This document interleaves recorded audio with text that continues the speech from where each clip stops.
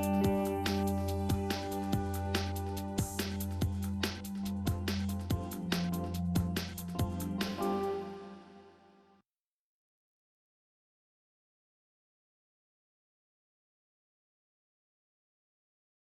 by will, but 4,000 crowns, as thou sayest, charge my brother on his blessing. Well, there begins my sadness. My brother's Jacques he keeps at school. Report speaks goldenly of his profit. Well, for my part, he keeps me rustically here at home, or to speak more properly, stays me here at home unkept. For call you that keeping for a gentleman of my birth, that differs not from the stalling of an ox. His horses are bred better, for besides that they are fair with their feeding, they are taught their manage, and to that end riders dearly hire. But I, his brother, gain nothing under him but growth, for the which his animals on his dunghills are as bound to him as I. Besides, this nothing that he so plentifully gives me, well, there's something that nature gave me, his countenance seems to take from me. He lets me feed with his hinds, he bars me the place of a brother, and as much as in him lies, mine's my gentility with my education. This is it, Adam, that grieves me. The spirit of my father, which I think is within me, begins to mutiny at this servitude. I will no longer endure it. Yet know no wise remedy how to avoid it. Yonder comes my master, your brother. Go apart, Adam, thou shalt hear how he will shake me up. Now, sir, what make you here? Nothing. I am not taught to make anything. Well, what mar you then? Marry, sir, I'm helping you to mar that which God made. Poor unworthy brother of yours, with idleness. Know you where you are, sir? Oh, sir, very well. Here in your orchard. Know you before whom? Aye. Better than him I am before knows me. I know you are my eldest brother. In a gentle condition of blood, you should so know me. The courtesy of nations allows you my better, and that you are the firstborn. The same tradition takes not away my blood. Were there 20 brothers betwixt us? As much of my father in me as you. Albeit I confess your coming before me is nearer to his reverence. What boy? Oh, come, elder brother, you are too young in this, What, lift all their heads on me, villain? I am no villain. I am the youngest son of Sir Roland de Boys, and he is thrice a villain that said such a father begot villains. Was thou not my brother, I would not take this hand from thy throat, till my other hand had pulled out thy tongue for saying so. But thou hast railed on thyself. Let go of me, I say! Not till I please, you shall hear me. My father charged you in his will to give me good education, and you have trained me like a peasant, obscuring and hiding from me all gentleman-like qualities. The spirit of my father grows strong in me, and I will no longer endure it. Therefore, allow me such exercises as may become a gentleman. Or give me the poor lodging my father left me by testament. With that I'll go buy my fortunes. What wilt thou do? Beg when that is spent? Well, sir, get thee in. I will not long be troubled with thee. You shall have some small part of your will. I pray you leave me. Well, I will no further offend thee than becomes me for my good. Here. Well, get with him, you old dog. Is old dog my reward? Most true I've lost my teeth in your service. God be with my old master. He would have not spoken such a word. Is it e'en so? Begin you to draw on me? Well, I will visit your rightness, yet give you no 1,000 crowns neither. Hola, Denise! Cause, your worship. Was not Charles, the Duchess's wrestler, here to speak with me? He is here at the door and able to choose access to you. Send him in. It'll be a good way. And tomorrow the wrestling is. Good morrow to your worship. Ah, good Charles. What's the new news at the new court? There's no news at the court, sir, but the old news. That is, the old Duchess is banished by her younger sister, the new Duchess, and 3 or 4 loving lords have followed her into voluntary exile, whose lands and revenues enrich the new Duchess. Therefore, she gives them good leave to wander. Can you tell if the Duchess's daughter be banished with the mother? Oh no, for the Duchess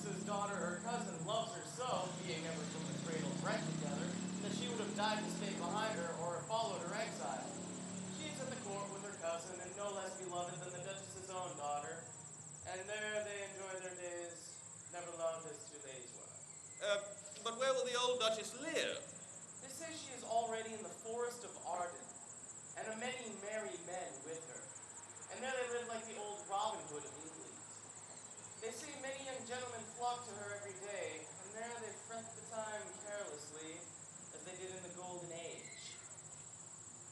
What, you wrestle tomorrow before the Duchess? Aye, sir, and I came to acquaint you with a man. I am given, sir, secretly to understand that your younger brother Orlando hath a disposition to come in disguised against me to try a fall.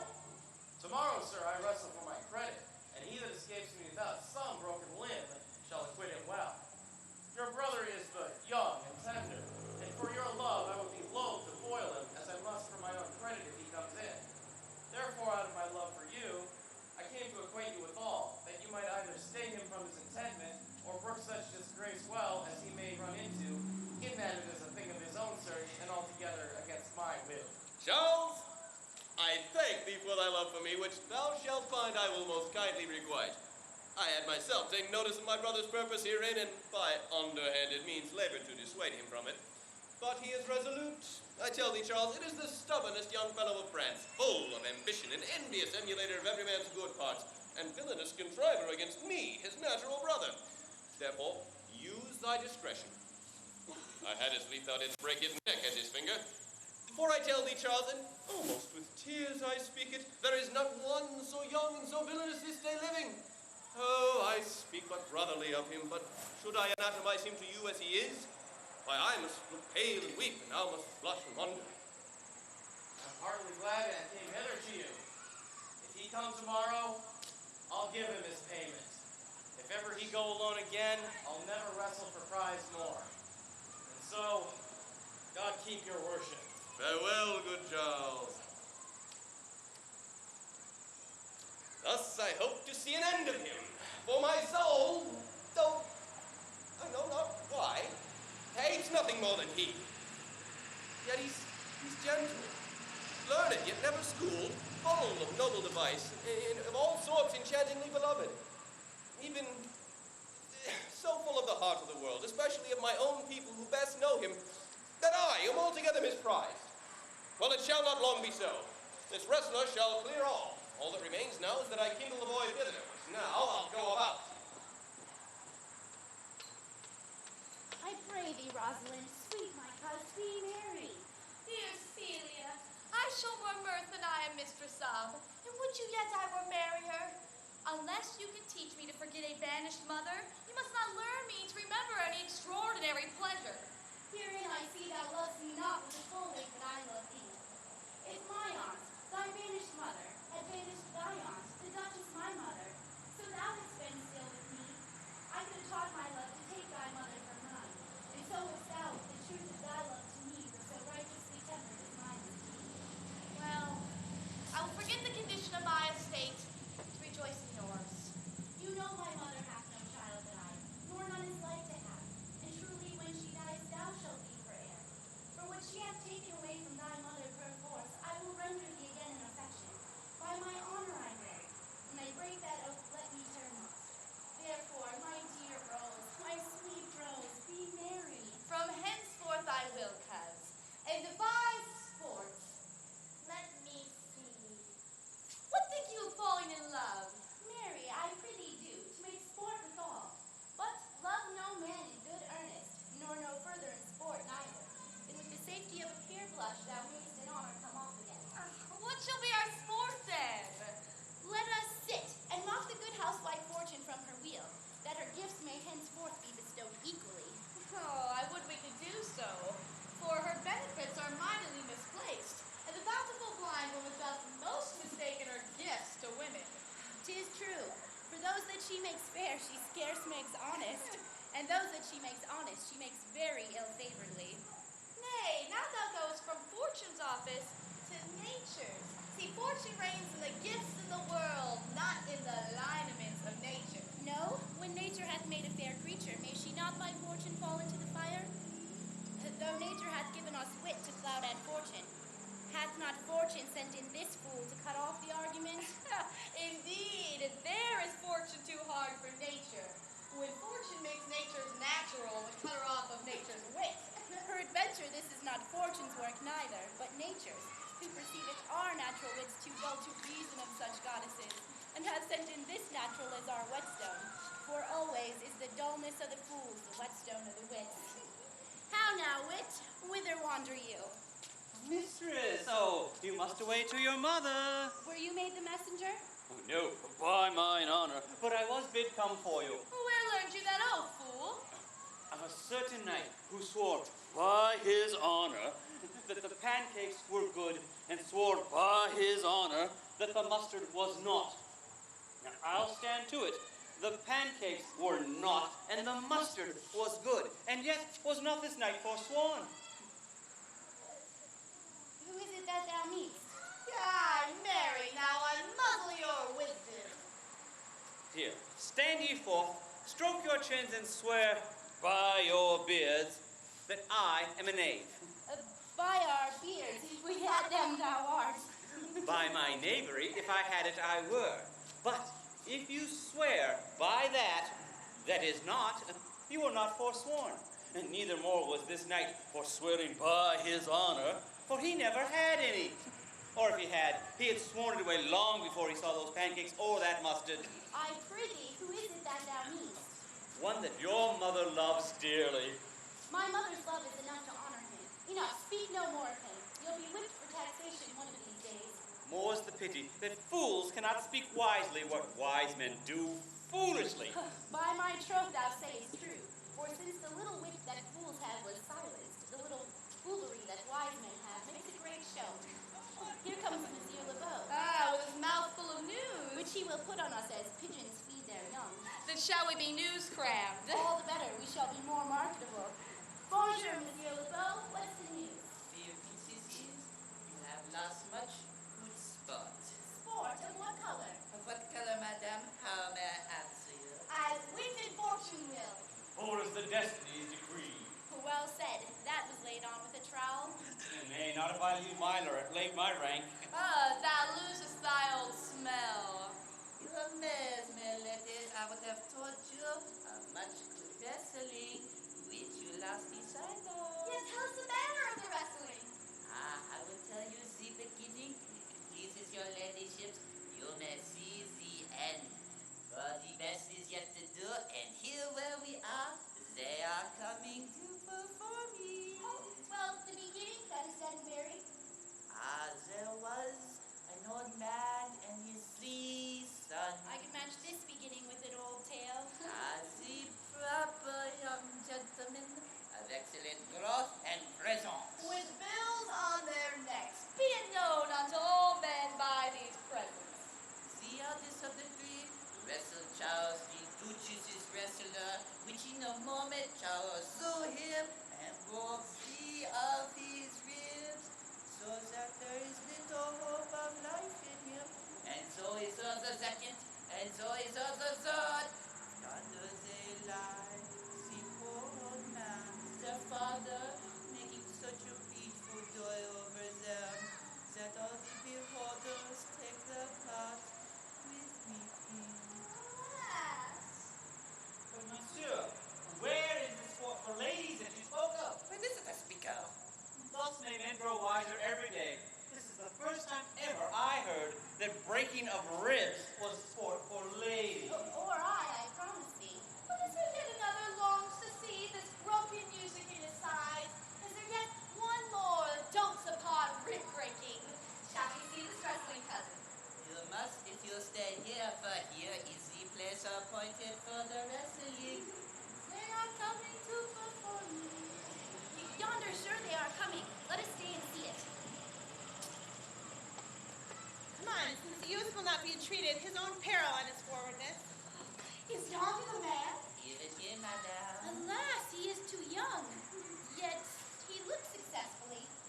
Oh, now, daughter, cousin, are you come hither to see the wrestling? Aye, good my liege, so please you give us leave. You will take little delight in it. There are such odds in the man. If he did the challenge youth, I would fain persuade him. But he will not be entreated. Speak to him, lady. See if you can move him.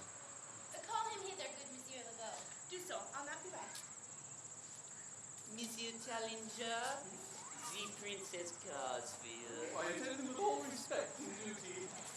Young man, did you challenge Charles the wrestler? Oh, no, fair princess. He is the general challenger. I come but in as others do, to try him with the strength of my youth. Young gentleman, your spirits are too bold for your years. You have seen cruel proof of this man's strength. If you saw yourself with your eyes, or knew yourself with your judgment, the fear of your adventure would counsel you to a more equal enterprise. We pray you, for your own sake, to embrace your own safety and give over this attempt. Do, young sir, and your reputation shall therefore not be misprized. We will make it our suit to the Duchess that the wrestling might not go forward. Beseech you, punish me not with your hard thoughts, wherein I confess me much guilty to deny so fair and excellent ladies anything. Let your fair eyes and your gentle wishes go with me to my trial, wherein if I be foiled, there is but one shamed who is never gracious. If killed, but one dead who is willing to be so. I shall do my friends no wrong, for I have none to lament me. The world no injury, for in it I have nothing. Only in the world I fill up a place which may be better supplied when I have made it empty. The little strength that I have, I would it were with you. And mine to eke out hers. Fare you well. I pray heaven I be deceived in you. Your heart's desires be with you. Come. Where is this young gallant that is so desirous to lie with his mother earth? Ready, sir, but his will hath in it a more modest working. You shall try, but one fall. No, I warrant your grace. You shall not entreat him to a second that has so mightily persuaded him from a first. You mean to mock me after? You mocked me before. Come your ways. Now, Hercules, be thy speed, young man. I would I were invisible to catch the strong fellow by the leg. Oh, excellent young man. If I had a thunderbolt in mine eye, I can tell who should down. I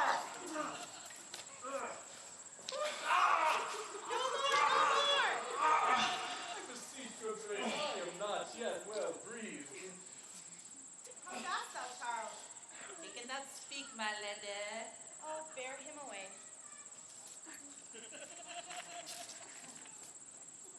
What is thy name, young man? Orlando, my liege, the youngest son of Sir Roland de Boys. Thou hast been son to some man else. The world esteemed thy father honorable, but I find him still mine enemy. Thou shouldest have better pleased me with this deed hadst thou descended from another house. But fare thee well, thou art a gallant youth. I would thou hadst been told of another father. Were I my mother's husband, would I do this? I am more proud to be Sir Roland's son, his youngest son, and would not change that calling to be adopted heir to Frederica. My mother loved Sir Roland as her soul, and all the world was of my mother's mind. If I had before known this young man his son, I should have given him tears unto entreaties that he should thus have ventured. Gentle cousin, let us go thank him and encourage him. My mother's rough and envious disposition sticks me at heart. Sir, you have well deserved. If you do keep your promises in love, but justly as you have exceeded all promise, your mistress shall be happy. Gentlemen, wear this for me, one out of suits with fortune, that could give more, but that her hand lacks means.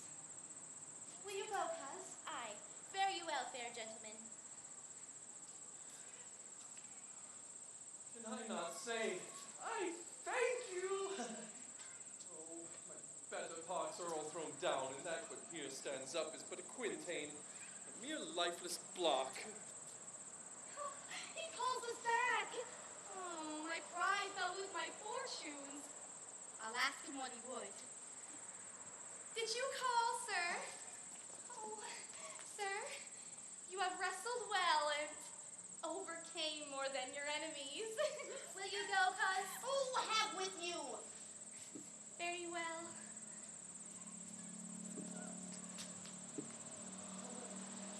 What passion hangs these weights upon my tongue? I cannot speak to her in that she urged conference. Oh, poor Orlando, thou art overthrown. or else Charles or something weaker masters thee. Good sir, I do in friendship counsel you to leave this place, albeit you do deserve high accommodation, true applause, and love. But such is the Duchess's condition that she miscancels all that you have done. The Duchess is humorous, but she is more suits you to conceive of than how to speak of. I thank you, and pray you tell me this, which of the two was daughter of the Duchess that was here at the wrestling? Neither her daughter, if we judge by manners, but the taller is the daughter. The other is daughter to the banished Duchess, kept her by her usurping aunt to keep her daughter company, whose loves the natural bonds of sisters are greater than. But of late, the Duchess has taken a great displeasure against her gentleness, granted upon another argument that then people praise her for her virtues and pity her for her good mother's sake. And on my life, her malice against the lady will suddenly break forth. Sir, fare you well. Hereafter, in a better world than this, I shall desire more Italian and love. The rest was bounty to you. Fare you well. Thus must I from the smoke into the smother, from the tyrant Duchess to a tyrant brother. Oh, but heavenly Rosalind!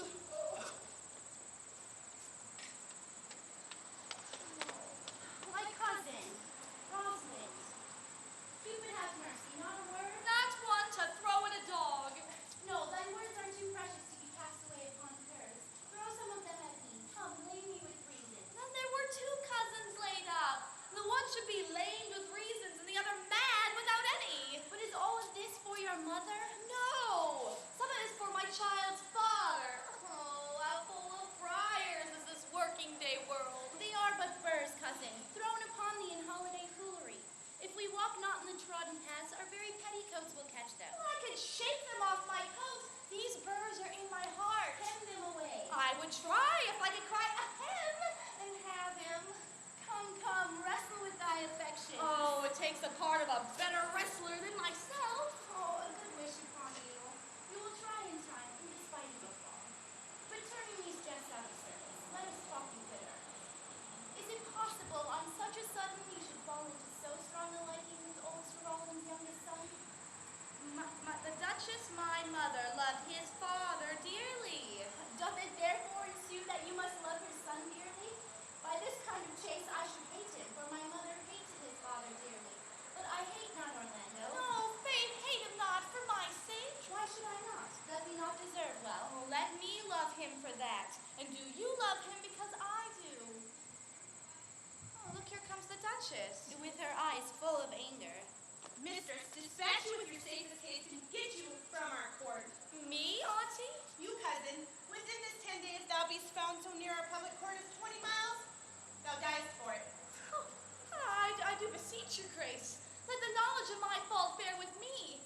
If with myself I hold intelligence, or have acquaintance with mine own desires, if I do not dream or be not frantic, as I do trust I am not, then, dear aunt, never so much as in a thought unborn did I offend your highness. Thus do all traitors, if purgation be consist in words. They are as innocent as grace itself. Let us suffice thee. I trust thee not. Yet your mistrust cannot make me a traitor. Tell me whereon the likelihood depends. Thou art thy mother's daughter. There's enough. So was I when your highness took her title. So was I when your highness banished her. Treason is not inherited, my lady. Or if we did derive it from our friends, what's it to me? My mother is no traitor. Then good, my liege. Mistake me not so much to think that my poverty is treacherous. Dear sovereign, hear me speak. Aye, Celia, we stayed here for your sake, else she had ranged along with her mother. I did not then entreat to have her stay. It was your pleasure and your own remorse. I was too young that time to value her, but now I know her. If she be a traitor, why so am I. We still have rose together, learned, played, eat together, and wheresoever we went, like Juno's swan, still we went, coupled and inseparable. She's too subtle for thee. Her patience, her silence.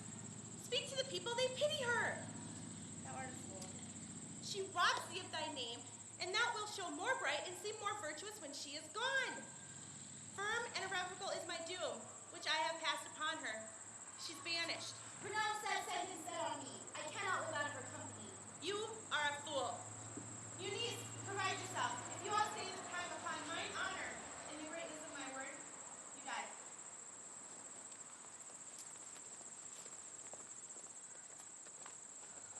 Oh, my poor Rosalind, whither wilt thou go?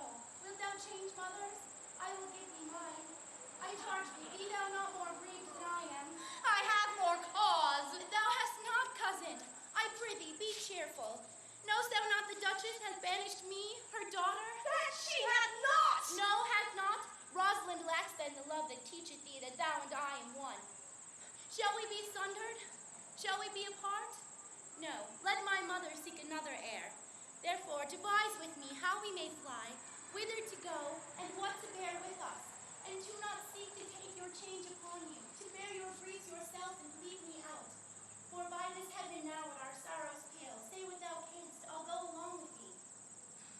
Why, whither shall we go? To seek my aunt in the forest of Arden. Alas, what danger will it be to us, maids as we are, and to travel forth so far? Beauty provoketh thieves sooner than gold. I'll put myself in poor and mean attire, and with a kind of umber smudge my face. And the like do you, and so shall we pass along, never stirring assailants. Would it were not better, because I am more than common tall, that I did suit me in all points like a man, a gallant curtalax upon my thigh, a boar spear in my hand. And in my heart, let there lie what hidden woman's fear there will. There'll be a swashing and a martial outside, as many other mannish cowards have, that do outface it with their semblances. But what shall I call thee when thou art a man? I will have no worse a name than Jove's own page, and therefore look you call me Ganymede. How will you be called? Something that hath a reference to my estate. No longer Celia, but Aliena. But cousin, what if we assailed to steal the clownish fool out of your mother's court? Would he not be a comfort to our travel? He'll go o'er the wide world with me. Leave me alone to woo him. Let's away to get our jewels and wealth together, to devise the fittest time and safest way to hide us from pursuit that will be made after our flight. Now go we in content, to liberty and not to banishment.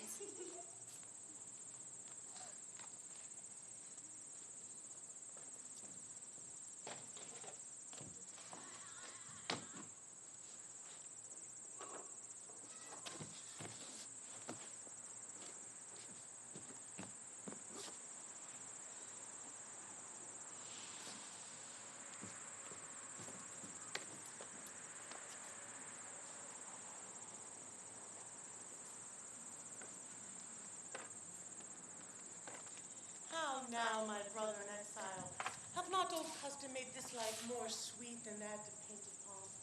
Are not these woods more free from peril than that of the envious court? Here, feel we not the penalty of Adam, the season's difference, in the icy fang and churlish chiding of the winter's wind, which, when it bites and blows upon my body, even until I shrink with cold, I smile and say, this is no flattery. These are counselors that feelingly persuade me what I am. Sweet are the uses of adversity, which, like the toad, ugly and venomous, wears yet a precious jewel in his head. And this our life, exempt from public haunt, finds tongues in trees, books in running brooks, sermons in stones, good in everything. I would not change. Happy is your grace, who can translate the roughness of fortune into so quiet and sweet a style. Come, shall we kill this venison? And yet, it irks me that these poor dappled fools, being native burghers of this desert city, should, in their own confines, with forked heads, have their round haunches gored. Indeed, my lady. The melancholy Jackie grieves at this. And in that kind, she doth swear that you do more usurp than your sister who banished you. Just today, my lady, I crept along behind her as she lay under an oak along the breach of the stream, to which place a poor sequestered stag that from the hunter's aim had ta'en the hurt, did come to languish. And there the hairy fool, much marked of the melancholy Jackie, stood upon the furthest extent of the outward brook, augmenting it with tears. And what said Jackie? Did she not moralize upon the spectacle? Oh, aye, into 1,000 similes. Did you leave her in this contemplation? I did, my lady, weeping and commenting upon the sobbing deer. Show me the face. Oh, I do love to cope her in these solemn fits, my that she's full of matter. I'll bring you to her straight.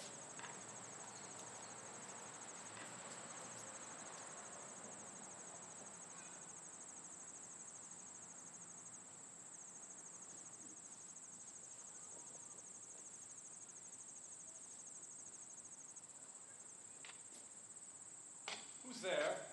What's my young master? Oh, my gentle master.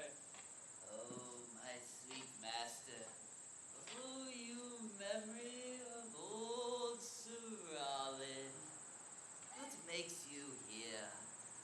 Why are you so virtuous?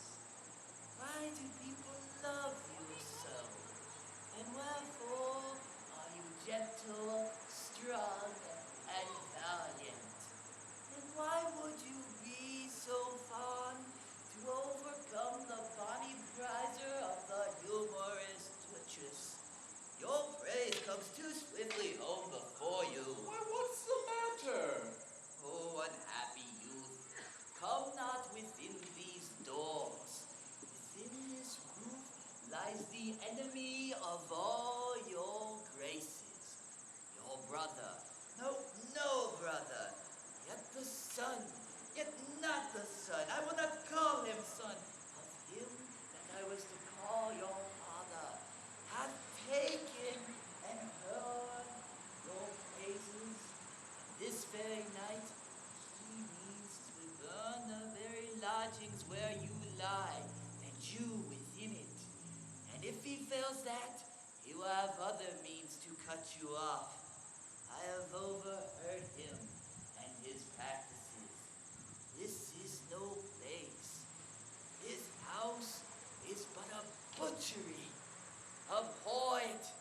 Fear it. Do not enter it. Whither, Adam, wouldst thou have me go? No matter whither, so come not here. What, wouldst thou have me go and beg for my food? Over the base and boisterous sword and force of thievishly on the common road? Oh, this I must do, nor know not what to do. Yet this I will not do, do how I can.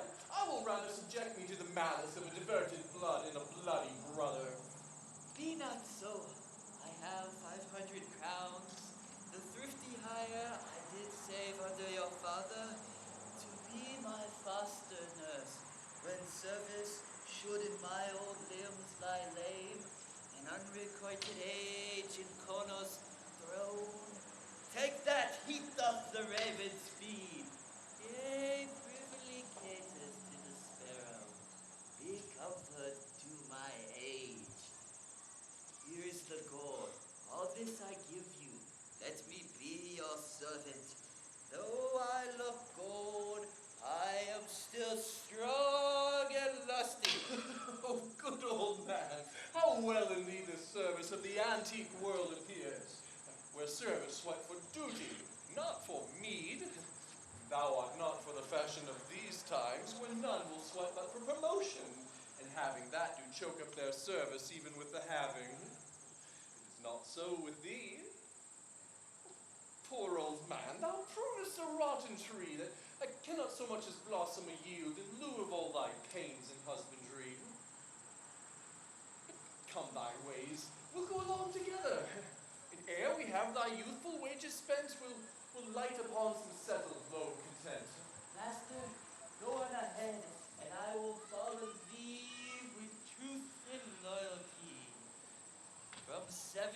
years to almost fourscore now.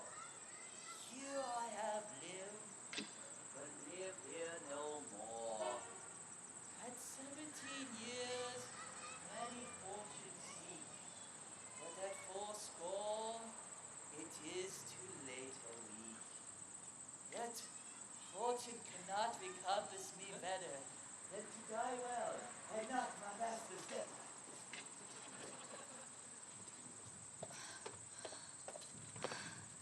Oh, Jupiter, how weary are my spirits. I care not for my spirits as my legs were not weary. I could find it in my heart to disgrace my man's apparel and to cry like a woman. But I must comfort the weaker vessel, as doublet and hose ought to show itself courageous to petticoat. Therefore, courage, good Aliena. I pray you, bear with me. I can go no further.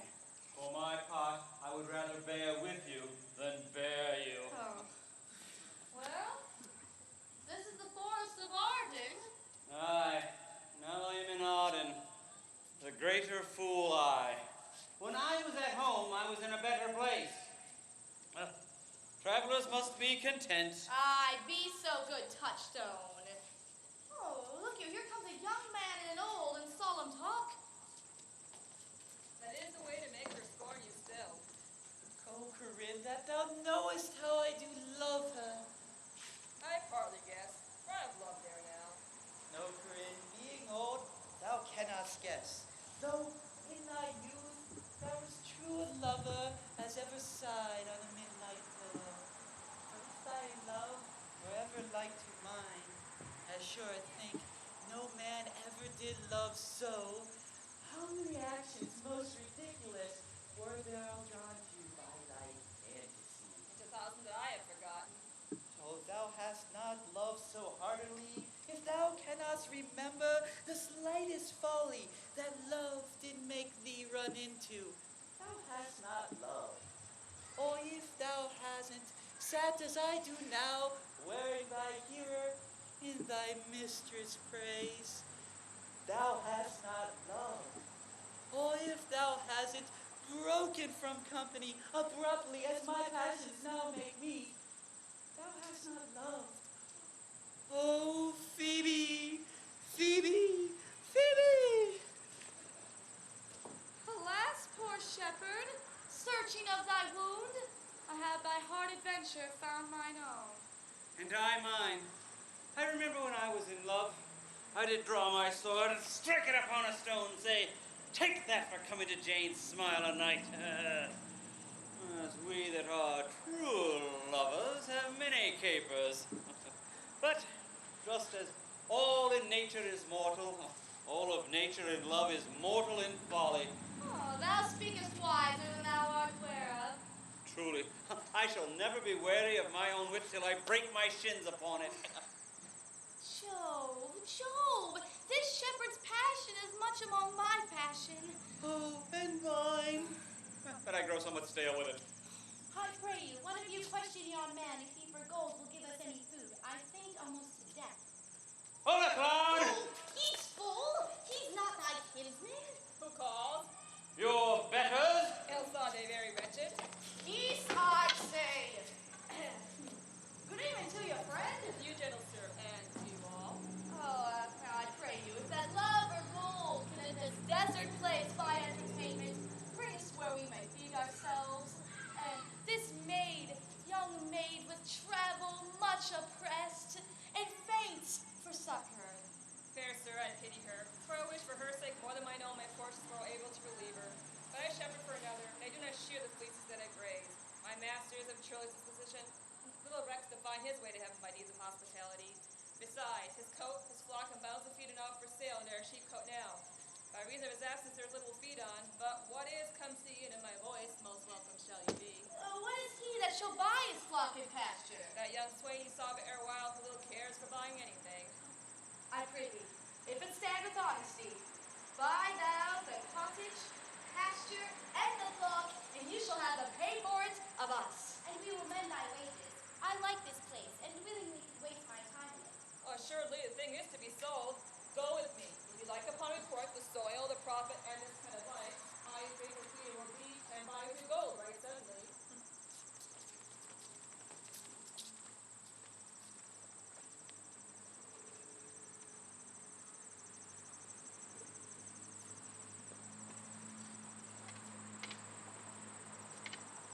and go on.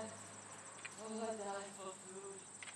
Here I lie down and measure out my grave. Farewell, sweet master. Oh no, Adam. No greater heart in thee? Live a little. Comfort a little. Cheer thyself a little. Should this uncouth forest yield anything savage, I will either be food for it or bring it for food to thee. Thy conceit is nearer death than thy powers. For my sake, be comfortable. Hold death a while at arm's end. I will be here with thee presently, and if I bring thee not something to eat, I will give thee leave to die. But if thou diest before I return, thou art a marker of my labor. Well said. Thou lookest cheerily, and I'll be with thee quickly. Thou liest in the bleak air. Come, come, I will bear thee to some shelter. Thou shalt not die for lack of dinner if there live anything in this desert. Cheerily, good Adam.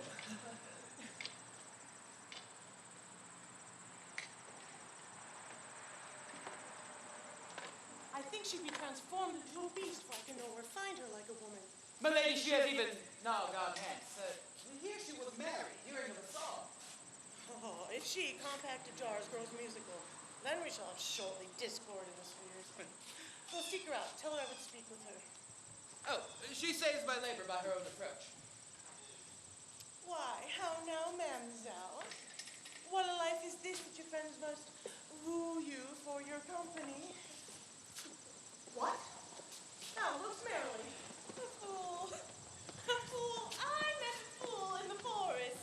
A motley fool. Miserable world. As I do live by food, I met a fool in the forest who basked him down, laid him in the sun, and railed on Lady Fortune in good terms. In good set terms. And yet a motley fool. Good morrow, fool, quoth I. No, sir, quoth he. Call me not fool till heaven hath sent me my fortune. And then, drawing a dial from his poke and looking at it with lackluster eyes, says very wisely, "It is 10 o'clock. Thus we may see," quoth he, "how the world wags. 'Twas but an hour ago it was 9, and in an hour more it will be 11. And so, from hour to hour, we ripe and write, and hour to hour, we rut and rot, and thereby hangs the tale." When I did hear this fool thus morale on time, my lungs began to grow like chanticleer that fools should be so deep contemplated. And I did laugh sans intermission an hour by his dial. Noble fool. Motley's the only wear. What fool is this? A noble fool, one that hath been a courtier, and swears that if ladies be but young and fair, they have the gift to know it. And in his brain, which is dry as the remainder biscuit after a voyage, he hath strange places crammed with observation, the likes of which he vents in mangled forms. Oh, that I were a fool. I am ambitious for a motley coat. Then thou shalt have one. It is my only suit, provided that you weed out your better judgments that grow rank in them, that I am wise. I must have liberty withal to blow on whom I please, as so fools have. And they that are most galled by my folly, they most must laugh. And why, lady, must they so? The why is as plain as the way to parish church. He that a fool doth very wisely hit, doth very foolishly, although he smart not to seem senseless at the bog. If not, the wise man's folly is anatomized, even by the squandering glances of the fool. Invest me in my motley. Give me leave to speak my mind, and I will through and through cleanse the foul body of the infected world, if they will patiently receive my medicine. Fie on. I know what that means. What for accounting that I do but good? Don't stick to the barrel of the child and sing. Thou thyself hast been a libertine, as essential as a brutish sting itself. And all the embossed sores and head evils that thou, licensed priesthood, hast fought, wouldst thou disgorge into the general world? Who cries out on pride that can therein tax any private party? Doth it not flow as hugely as the sea till that weary very means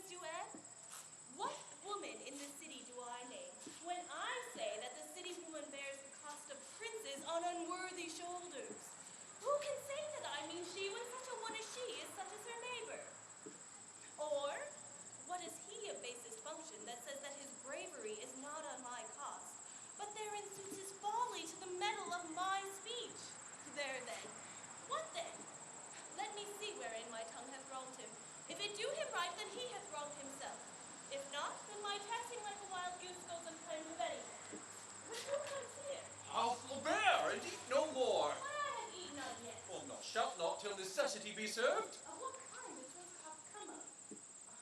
Art thou thus bold and van by thy distress?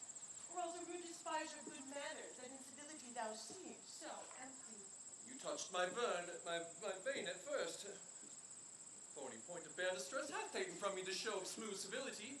Yet am I inland bred and know of some nurture. But forbear, I say, he dies that touches any of this fruit till I and my affairs are answered. And you will not be answered with reason. I must die. What wouldst thou have? Thy gentleness shall force more than thy force movest to gentleness. I almost die for food. And let me have it. Sit down and feed, and welcome to our table. Speak you so gently? Pardon me, I pray you. I thought that all things had been savage here, and therefore put I on this countenance of stern commandment. But whatever you are in this desert inaccessible, under the shade of melancholy boughs, lose in neglect the creeping hours of time. If ever you have looked on better days, if ever been where bells have knolled to church, if ever sat at any wise man's feast, if ever from your eyelid wiped a tear, and know what 'tis to pity and be pitied, let gentleness my strong enforcement be, in the which hope I blush and hide my sword. True it is, we have seen better days, and have the holy bell been knolled to church. And sat at good men's feasts, and wiped our eyes of drops that sacred pity hath engendered. So, therefore, sit you down in gentleness, and take upon command what help we have that to your wanting may be ministered. Then but forbear your food a little while, whilst like a doe I run to find my fawn and give it food. There is an old poor man who after me hath many a weary step limped out of pure love, till he first be sufficed, pressed with two weak evils, age and hunger. I will not eat a bit. Go, seek him out. We will nothing wait till you return. Thank you, and be blessed for your good comfort.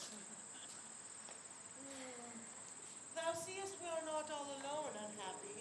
This wide and universal theatre presents more woeful pageants than the scene wherein we play in.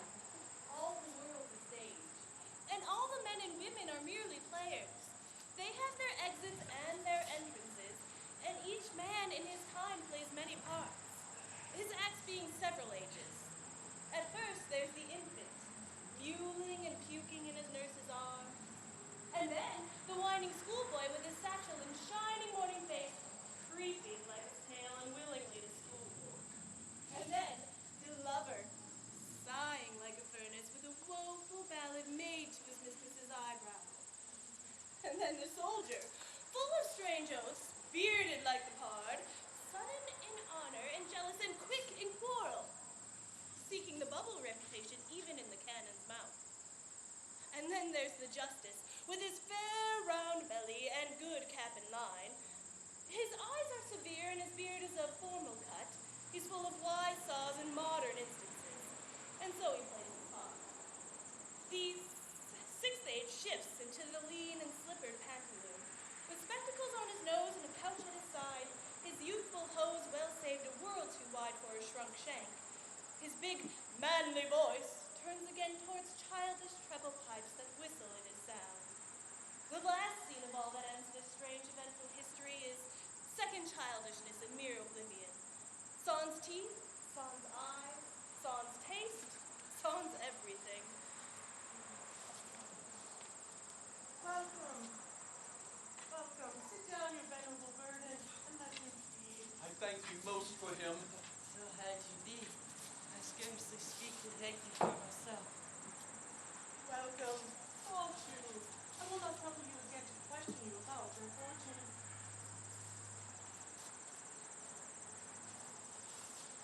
If it is true, you are the good son of Sir Roland, as you have faithfully whispered that you were. And as mine eye is effigy's witness, most truly limbed and living in your faith. Be truly welcome hither. I am the Duchess who loved your father. And the residue of your fortunes, go to my cave and tell me. Good old man, thou art right welcome as thy master is. Suppose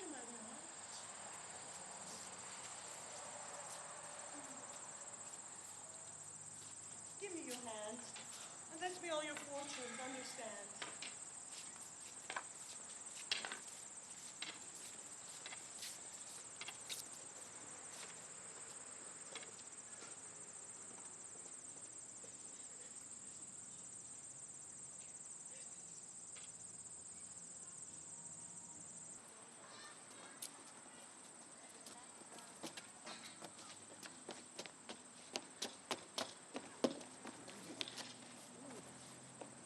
Not see him since? Oh, sir, that cannot be. But were I made the not better, pardon me, mercy, I should not seek an absent argument in my revenge thou present. But look to it, find out thy brother wherever he is, and to seek him with candle, and bring him dead or living, or turn thou no more to seek a living in our territory. Thy lands and all things that thou dost call thine are with seizure to be seized into our hands, till I canst quit thee by thy brother's mouth. Of what we think against thee. Oh, that thy highness knew my heart in this matter. I never loved my brother in my life. More villain thou! Push him out of doors and let my officers of such a nature make an extent upon his house and lands. Do this expediently and turn him going.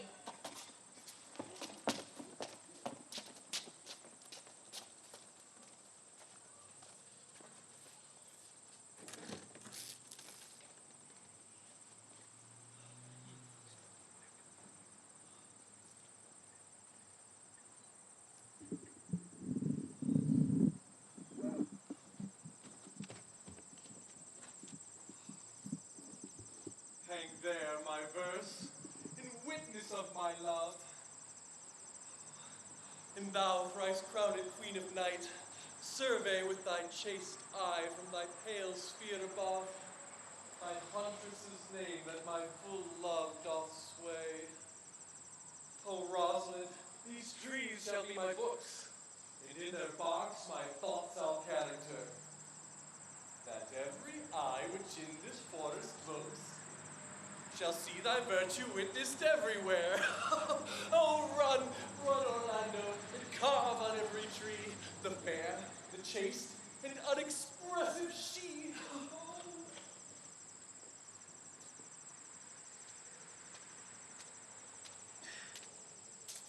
And how like you this shepherd's life, Master Touchstone? Truly, shepherd, in respect of itself, it is a good life. But in respect that it is a shepherd's life, it is not.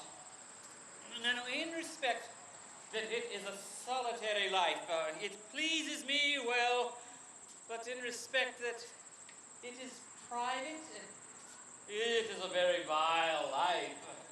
Now, in respect that it is in the fields, it suits my humor, but in respect that it is not at court, it is tedious. Now, in respect that it is a spare life, it suits me finely, but in respect that there is no plenty, it goes much against my stomach. How about you, shepherd? Hast thou any philosophy? No more but I know that the more one sickens, the worse at ease he is. That he wants money means content, well, 3 good friends. The property of rain is to wet, and fire to burn. The good pastures make fat sheep, and a great cause of night is black with the sun. And he has learned no wit by nature nor art. They complain of good breeding comes from very, very low kindred. Such a one is a natural philosopher. Tell me, shepherd, hast thou ever been at court? Oh, truly. Then thou art damned. Stay, I hope. Yes, thou art damned, like an ill-roasted egg, all on one side. For not being at court, your reason. If thou hast never at court, thou hast never seen good manners. If thou hast never seen good manners, thy manners must be wicked. And wickedness is sin, and sin is damnation. Oh, shepherd, thou art in a perilous state. Not a whit, Touchstone. Those with good manners at court are as ridiculous in the country as the behavior of the country is most mockable at court.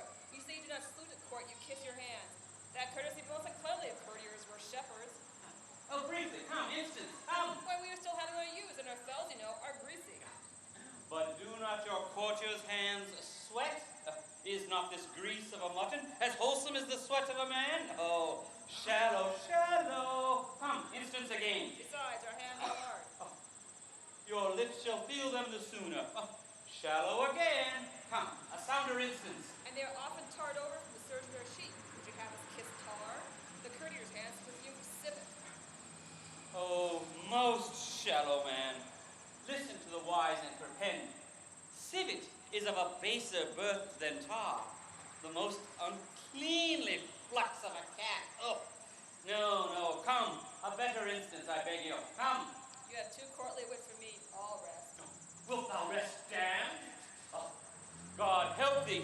God make incision in thee. Thou art raw. Sir, I am a true laborer. I earn that I eat, get that I wear. Oh, no man hate, envy no man's happiness. Am glad of other men's good, content with my harm. My greatest pride is to see my youth raised, and my lambs suckle. Is another simple sin in you?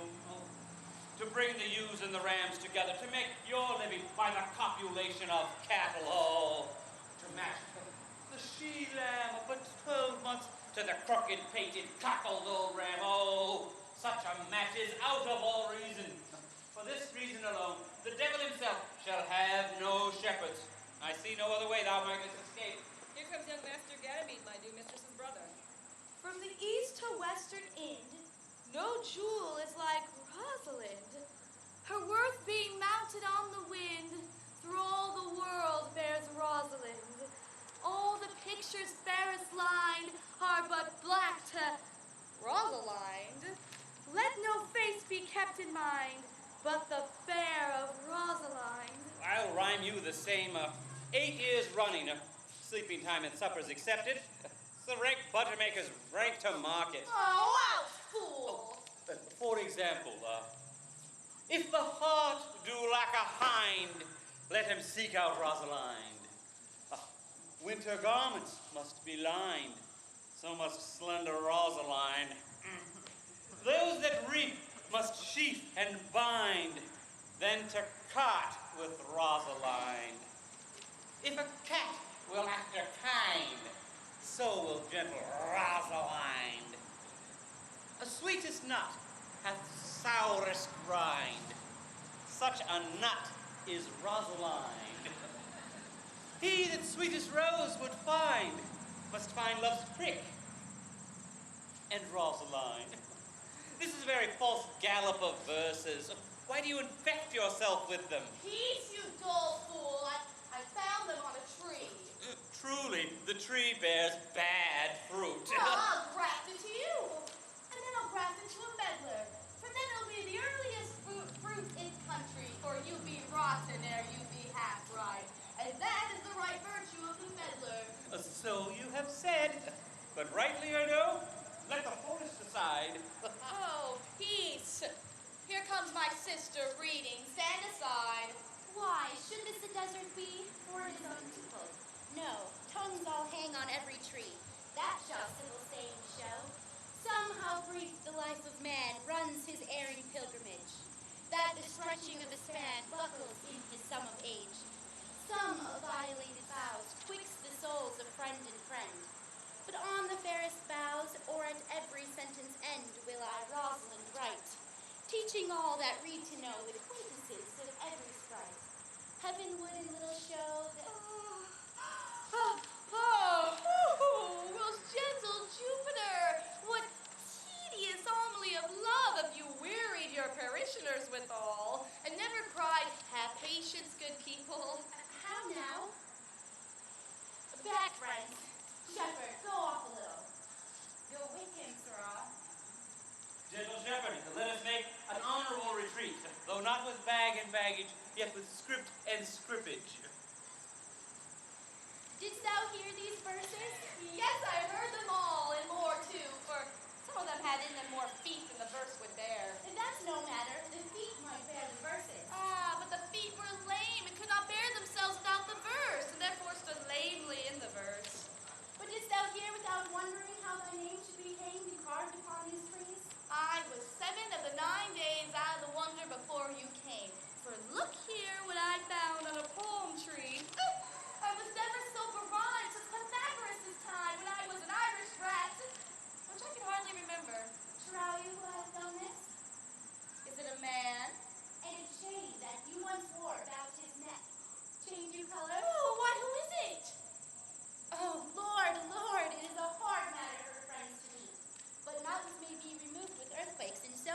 her. Nay, but who is it? Is it possible? Nay, I prithee, with most petitionary vehemence, tell me who it is. Oh, wonderful, wonderful, and most wonderful, wonderful, and yet again, wonderful, and after that, out of all whooping. Good my complexion. Dost thou think because I am comparison like a man, I have a doublet and hose in my disposition? 1 inch of delay more is a south sea of discovery. Now, I prithee, tell me who is quickly, and speak apace. I wouldst thou could stammer, that thou mightst pour this concealed man out of thy mouth, like wine comes out of a narrow-mouthed bottle. Either too much at once, or not at all. And I prithee, take thy cork out of thy mouth, that I may drink your tidings. So you may put a man in your belly? Oh, who is he of God's making? What manner of man? Is his head worth a hat? Is his chin worth a beard? Nay, he hath but a little beard. Oh, why, God will send him more if the man be thankful. Oh, now let me stay the growth of his beard if you delay me not the knowledge of his chin. It is young Orlando, that tripped up the restless wheels in your heart, both knees. Nay, but the devil take mocking. Speak sad brow and true maid. Indeed, cuz 'tis he. Orlando? Orlando. Alas a day! What shall I do with my doublet and hose? Oh, what did he when thou saw'st him? What said he? Oh, how looked he? Wherein went he? What makes he here? Did he ask for me? Oh, where remains he? How parted he with thee? And when shalt thou see him again? Answer me but in one word. You must borrow me gargantuous mouth first. 'Tis a word too great for any mouth of this age's size. To say I know to these particulars is more than to answer the catechism. Oh, but does he know I'm here in this forest and in man's apparel? Oh, looks he as freshly as the day he wrestled. It's as easy to count atomies as to resolve the propositions of a lover. But, interface to my finding him and relish it with good observance. I found him under a tree, like a dropped acorn. Oh, it may well be called Jove's tree that drops forth such fruit. Give me audience, good madam. Proceed. There lay he, stretched along like a wounded knight. Oh, though it be a pity to see such a sight, it well becomes the ground. Cry hollow to thy tongue, I prithee, it curveth unseasonably. He was furnished like a hunter. Oh, omnis, he comes to kill my heart. Would sing my song without a burden. Thou bringst me out of tune. Dost thou know I am a woman? When I think, I must speak. Now, sweet sound. You bring me out. Soft, comes he not here? Oh, 'tis he. Slink by and note it.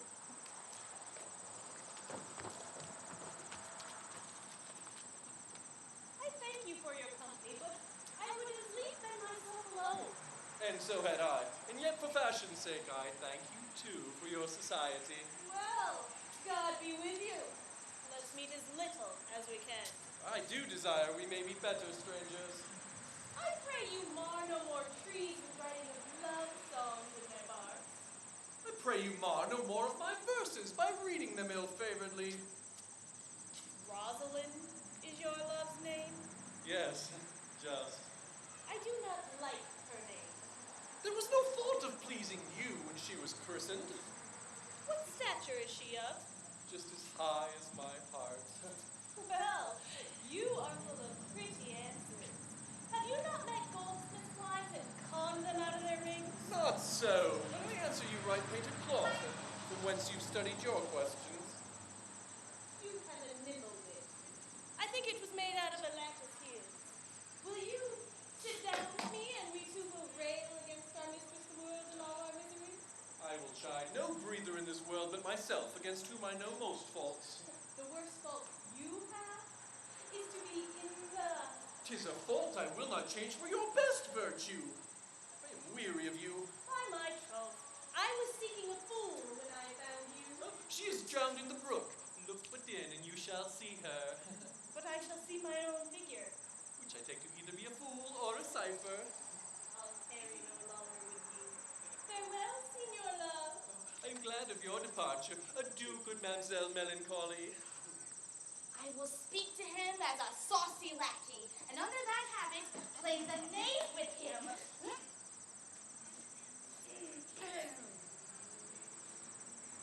Do you hear, Forrester? Very well. What would you? I pray you, what's to the clock? Should ask you a time of day. There's no clock in the forest. Well, then there is no true lover in the forest. Else sighing every minute and groaning every hour would detect the lazy foot of time as well as the clock. And why not the swift foot of time? Had that not been as proper? No, by no means, sir. See, time travels in diverse paces with diverse persons. I will tell you who time ambles withal, who time trots withal, who time gallops withal, and who time stands still withal. Oh, I prithee, who doth he trot withal? Marry with a maid between the contract of marriage and the day it is solemnized. See, if the intern be but a 7 night, time's pace is so hard that it seems the length of 7 years. Who ambles time withal? With a priest that lacks Latin and a rich man that hath not the gout. For one sleeps easily because he cannot study, and the other lives merrily because he feels no pain. See, the one lacking the burden of lean and wasteful learning, the other knows not the burden of heavy, tedious penury. These time ambles withal. Who doth he gallop withal? With a thief on his way to the gallows. For though he go as softly as foot can fall, he finds himself too soon there. Who stays it still withal? With a lawyer in the vacation, for he sleep between term to term, and then perceives not how time moves. Where dwell you, pretty youth? Here with the shepherdess, my sister, here in the skirts of the forest like fringe upon a petticoat. Are you native of this place? As the coney easily dwell where she is kindled. Your accent is something finer than could be purchased in so removed a dwelling. I have heard so of many, but indeed, an old religious uncle of mine taught me to speak. He was in his youth an inland man, and there he knew courtship too well, for there he fell in love. I have heard him read many lectures against it, and I thank God I am not a woman. For to be touched with so many giddy offenses they have generally taxed their whole sex withal. Can you remember any of the principal evils that he laid to the charge of women? There are none principal. They're all alike as halfpence are, every fault seeming monstrous until his fellow fault came to match it. Prithee, recount some of them. I do not cast away my physic, but on those that are sick.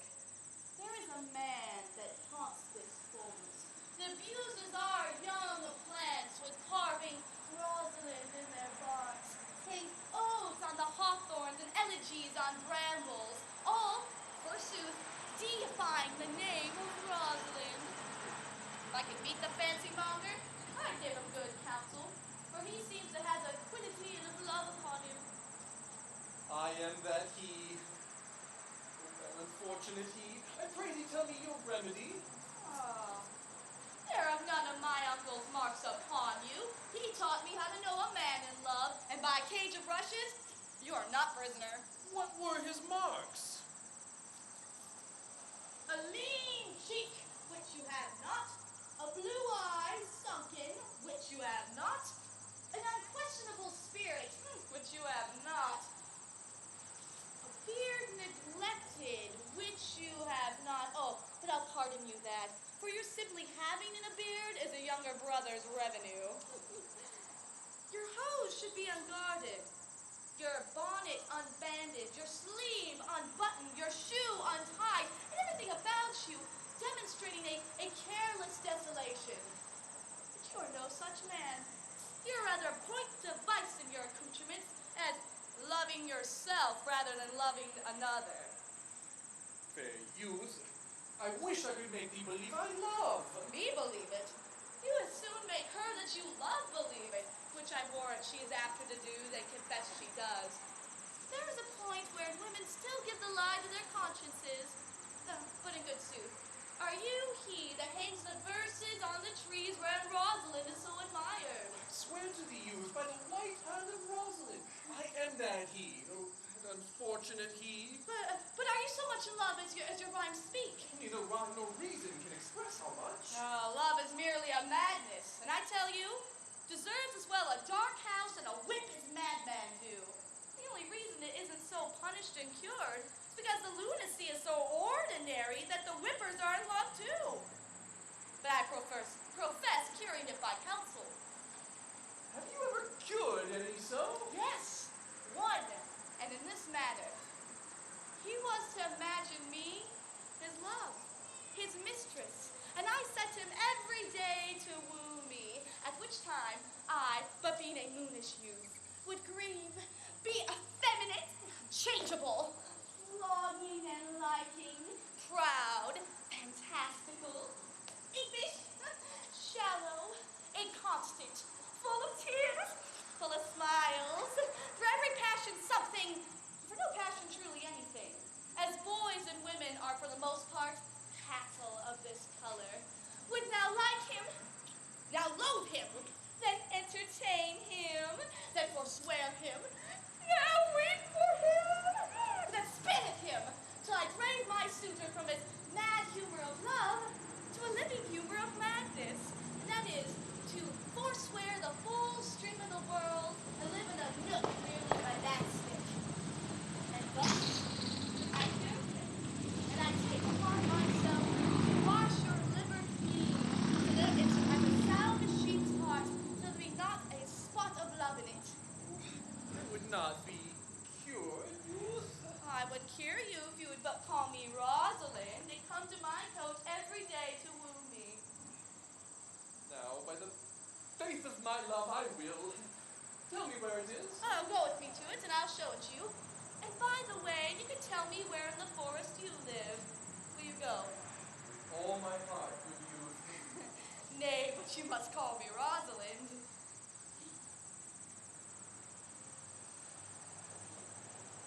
Come apace, sweet Audrey.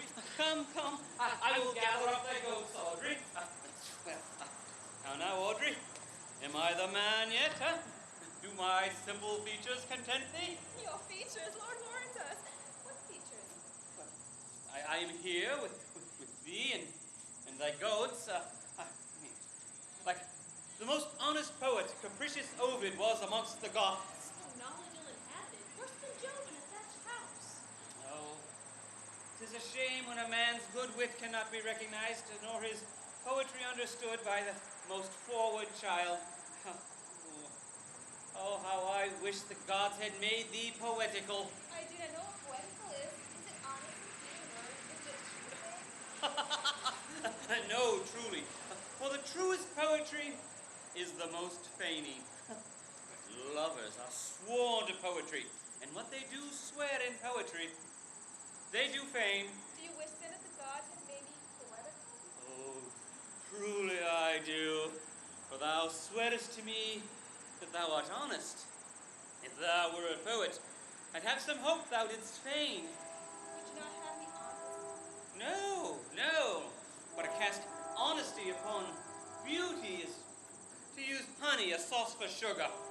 Material fool. I am not fair, therefore I pray the gods make me honest. To put honesty onto a foul slut is like taking good meat and throw it into an unclean dish.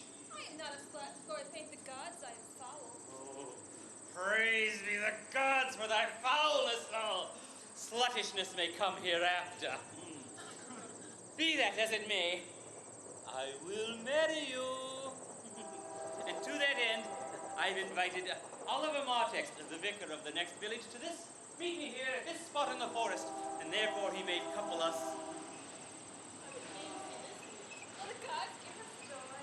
Amen. Man of a faint heart would tremble at this attempt, for here we have no temple but the woods, no assemblage but the horned beast. What, eh? Courage! How much better is bravery than no skill? Aye, here comes Sir Oliver now. Good Oliver, you are well met, sir. Will you join us here under this tree, or shall we away with you to your chapel? Is there none here to give this woman? I would not take her as a gift of any man. Truly she must be given, or the marriage be not lawful. Proceed, I will give her. Good evening, good lady. Will you be married, Motley? As the ox has its yoke, the horse its collar, the falcon its bells, so man has his desires. As pigeons bill, wedlock will be nibbling. And will you, being a man of your breeding, be married under a bush like a beggar? Get you to a church where a good priest can tell you what marriage is. This man will but join you as wainscot, and the one of you will board. Oh, I am of a mind that I am best married of this man, for he is not likely to marry me well. And not being married well, it will be better excuse for me hereafter to leave my wife. Come with me, and I will counsel you. Come, good Audrey, we must be married, or else we must live in bawdry. Farewell, Sir Oliver. Oh, brave Oliver, oh, sweet Oliver, leave me not behind. But wind away, be gone, I say, I will not wedding with thee. I will not wedding with thee. Yeah, 'tis no matter. They're a fantastical name of them all will love me out of my calling. Never talk to me, I will weep. Do I prithee, but yet have the grace to consider that tears do not become a man. But have I not cause to weep? As good cause as one with desire, therefore weep. Oh, his very hair is of a dissembling color. Something browner than Judas's. Mary, his kisses are Judas's own children. But in faith, his hair is of a good color. An excellent color. Your chestnut was ever the only color. And his kissing is as full of sanctity as the touch of holy bread. He hath bought a pair of cast lips of Diana. A nun of winter sisterhood kisses not more religiously. The very ice of chastity is in them. But then why did he swear he would come this morning and comes not? Nay, certainly, I think there is no truth in him. Do you think so? Yes, I think he is not a pick-purse, nor a horse stealer. But for his verity in love, I do consider him as concave as a covered goblet or a worm-eaten nut. Not true in love. Yes, when he is in, but I think that he is not in. But you have heard him swear downright he was. Was, is not, is. Besides, the oath of a lover is no stronger than the word of a tapster. They are both the confirmer of false reckonings.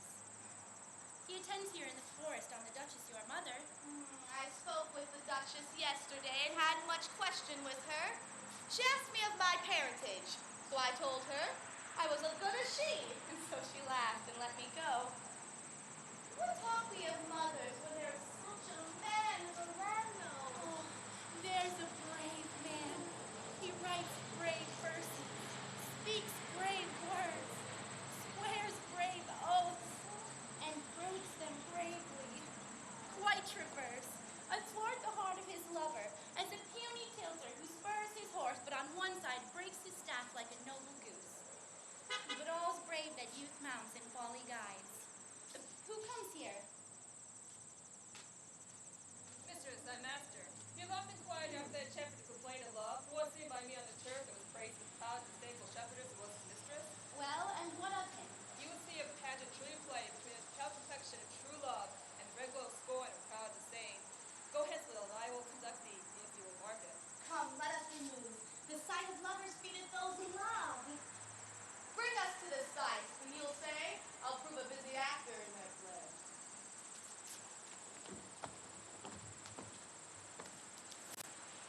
Sweet Phoebe, do not scorn me. Do not, Phoebe, say you love me not, but say not so with bitterness. The common executioner, whose act falls upon a humble neck, goes faint-hearted. Wilt thou sooner be than he who dies and lives by bloody draught? I will not be thy executioner. I fly thee, for I would not injure thee. Thou sayest there is murder in mine eyes. 'Tis pretty sure and very probable that eyes which are the frailest and softest things, who shut their cowardly gates on enemies, should be called tyrants, butchers, murderers. Now, I do frown on thee with all my heart, and if mine eyes can move now, let them kill thee. Come into this wood, why now? Fall down, or if thou canst not, oh, for shame, for shame. Lie not to say mine eyes are executioners. Now, show me the wound that mine eye hath made in thee. Scratch thee but with a pin, and there remains to scarred it. Lean upon a rush, the cicatrice, and capable of pressure thy palms for a moment keeps. Now mine eyes, which I have darted at thee, hurt thee not, nor I am sure there is no force in eyes which can do hurt. Dear Phoebe, if ever, as ever may be near, you meet in some fresh cheek the power of fancy, then you should know the wounds invisible that love's keen arrows make. But till that time comes, pity me not, afflict me with that thy mocks, and till that time I will not pity thee. And why, I pray you? Who might be your mother that you insult, exalt, and all at once over the wretched? Huh. What though you are not beautiful, because I see no more in you than without candle may go dark to bed. Must you be so proud and pitiless? What means this? Why look you so on me? I see no more in you than the ordinary of nature's sail work. Odds my little life, I think she means to tangle mine eyes, too. No, faith, proud mistress, hawk not after it. 'Tis not your inky brows, nor your long silk hair, nor your bugle eyeballs, nor your cheek of cream that can attain my spirits to your worship. You foolish shepherd, why for do you follow her, like south wind puffing with wind and rain? You are 10 times a proper man than she a woman. 'Tis such fools as you that makes the world full of ill-favored children. 'Tis not her glass that flatters her, but you. And out of you she sees herself a more proper woman than her lineaments can show her. Nay, mistress, down on your knees, and thank heaven fasting for a good man's love. For I must tell you, friendly, in your ear, sell when you can. You are not for all markets. Try the man, Mercy. Love him. Take his offer. Foul is most foul, being foul to be a scoffer. So take her to thee, shepherd. Fare you well. Sweet youth, I pray we chide a year together, for I'd rather hear you chide than this man woo. He's in love with your foulness. She'll fall in love with my anger. If it be so, as fast as she answers thee with frowny looks, I'll sauce her with bitter words. Why look you so upon me? I don't ill will, I bear you. I pray you, do not fall in love with me. I am falser than vows made in wine. Besides, I like you not. If you need to know where my home is, it's by the tuft of olives here hard by. Will you go, sister? Shepherd, ply her hard. Come, sister. Oh, and shepherdess, look on him better, and be not proud. Though all the world could see, none could be so abused in sight as he. Come for a flock. Said shepherd, I fly thy side at might, whoever loved that love, not at first sight. Sweet Phoebe, Ha! What sayest thou, Sylvius? sweet Phoebe, pity me. Why, I'm sorry for thee, gentle Sylvius. Wherever sorrow is, relief would be, if you but sorrowed at my grief and love. By giving love, your sorrow and my grief were both exterminated. Thou hast my love, is not that neighborly? I would have you. Why, that were covetousness. Sylvius, the time was that I hated thee, and yet it is not that I bear thee love. Thy company, which erst was irksome to me, I will endure, and I'll employ thee too. But look for no further recompense than thine own gladness that thou art employed. So holy and so perfect is my love, and I in such a poverty of grace, that I shall think it a most plenteous crop to clean the broken ears after the main harvest reaps, and loosen now and then a scattered smile, so I may live upon it. Knowest thou the youth that spoke to me erewhile? Not very well. I've met him off. He owns the cottage in the bounds that that old Charlotte was master of. Think not that I love him, though I ask for him. 'Tis but a peevish boy. And yet he talks well. But what care I for words? Yet words do well when he that speaks and pleases those that hear. It is a pretty youth. Not very pretty, but sure he's proud. And yet his pride becomes him. He'll make a proper man.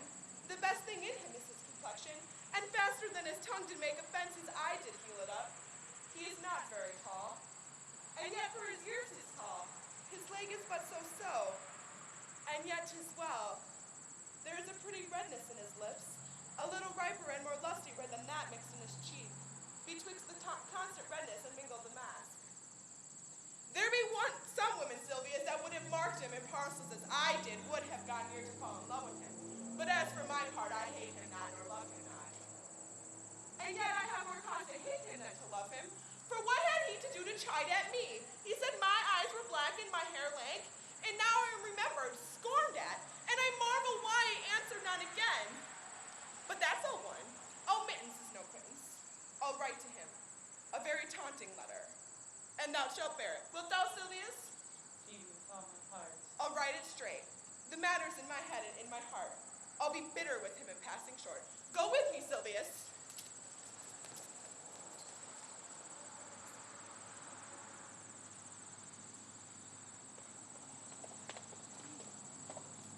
I prithee, pretty youth, let me be better acquainted with thee. They say you are a melancholy lady. I am so. I do love it better than laughing. Those that are in extremity of either are abominable fellows, and betray themselves worse to modern censure worse than drunkards. It is good to be sad and say nothing. Why then 'tis good to be a post. I have neither the scholar's melancholy, which is emulation, nor the musician's, which is fantastical, nor the lawyer's, which is politic, nor the soldier's, which is ambitious, nor the lady's, which is nice, nor the lover, which is all of these, but it is a melancholy of mine own, compounded of many simples, extracted from many objects, and indeed the sundry contemplation of my travels, in which often wraps me in a most humorous sadness. A traveler. Why then you have great reason to be sad, for you have sold your lands to see other lands, to have seen much and have nothing, to have rich eyes and poor hands. I have gained my experience. And that experience makes you sad.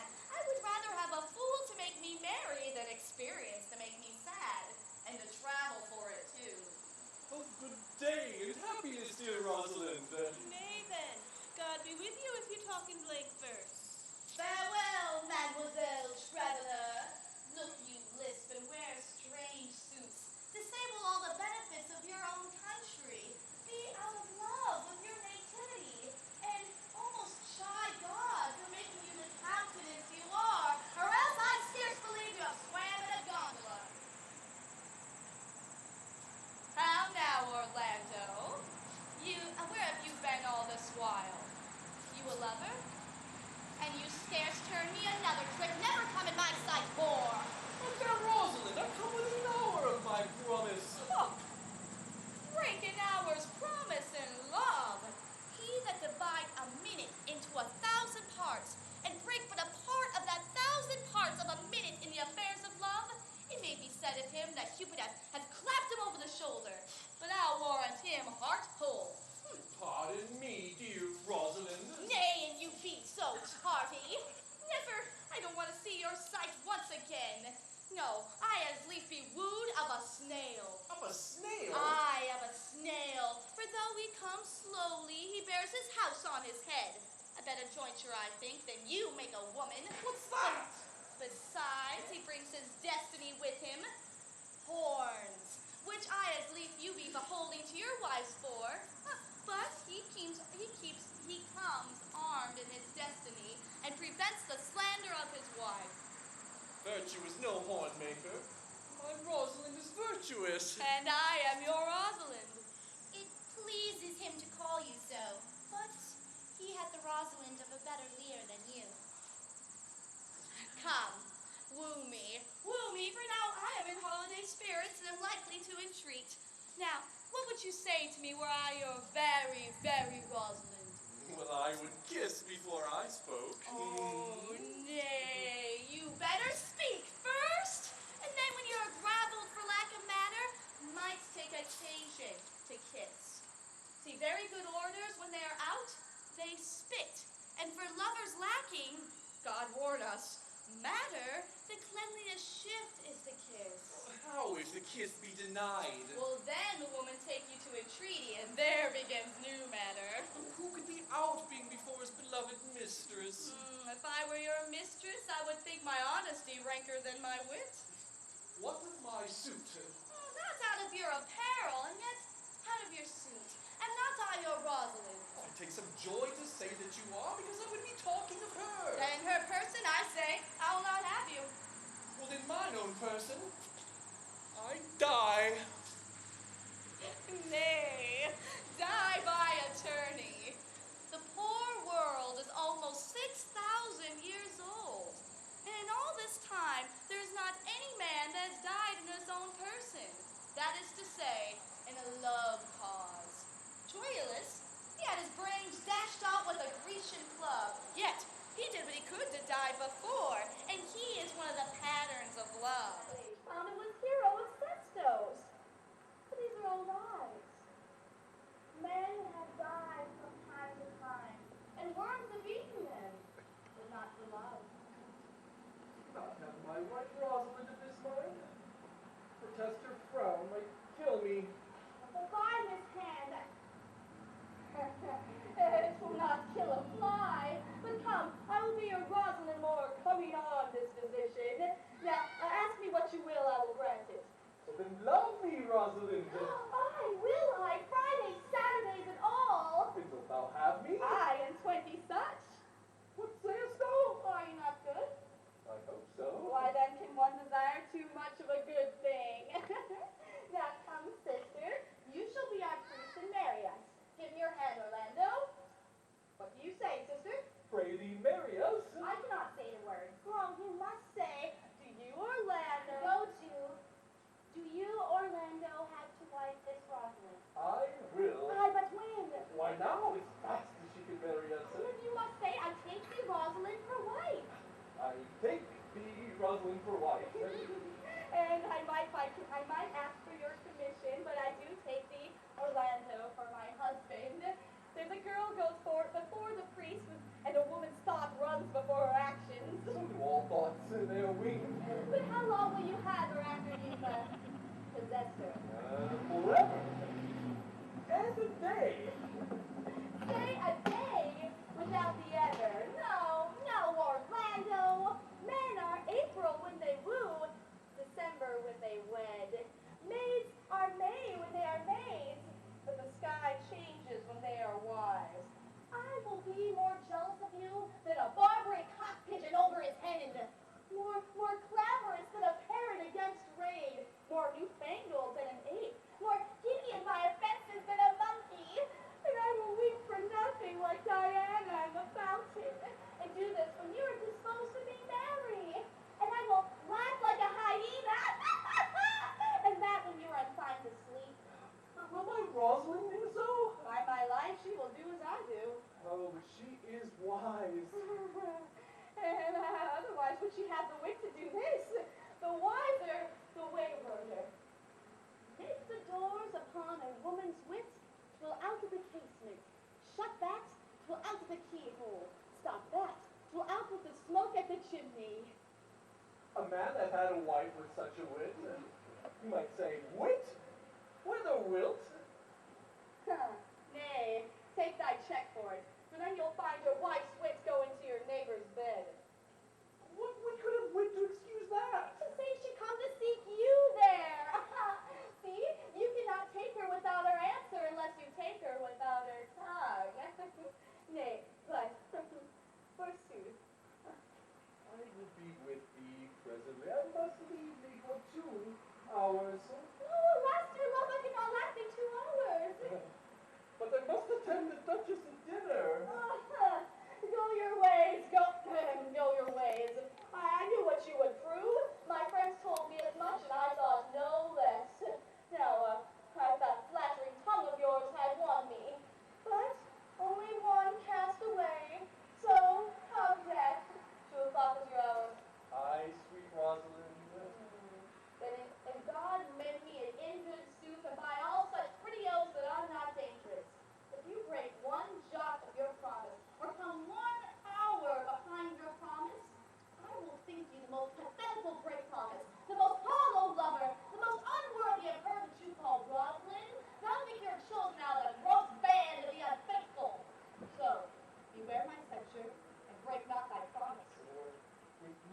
religion than if thou wert indeed my Rosalinda. So do. Well, time is the old justice that examines all such offenders. Let time try.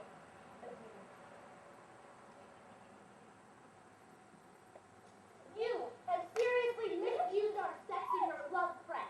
We should have your doublet and hose pulled up over your head and show the world what the bird has done to her own nest. Oh, cuz, my pretty little cuz. Dost thou not know how many fathoms deep I am in love? But it cannot be sounded. It has an unknown bottom like the Bay of Portugal or random bottomless. That as fast as you pour affection in, it runs out. Oh, no. Let that wicked bastard of Venus that was the god of thought conceive the spleen and born of madness, that blind, rascally boy that abuses our eyes because his own are out. Let him know how deep I am in love. Oh, I tell you, Indiana, I cannot be out of the sight of Orlando. I'll find a shadow inside till he come, and all is sleep.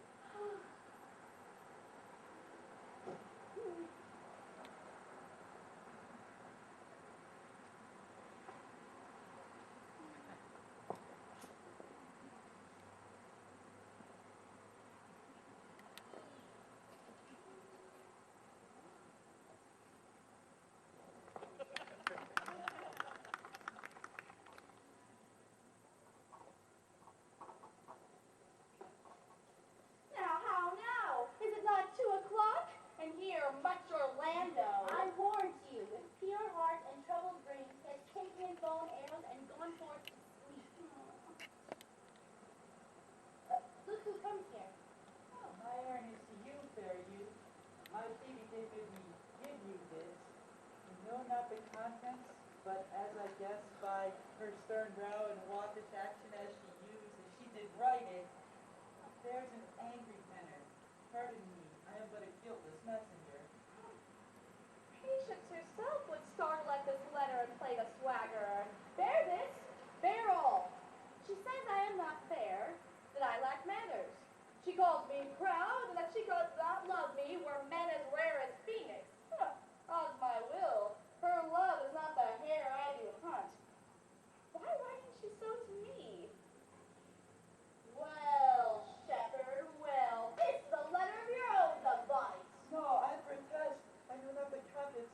Phoebe did write it. Oh, come, you are a fool, and you are bent to the very extremity of love. This is not, I saw her hand.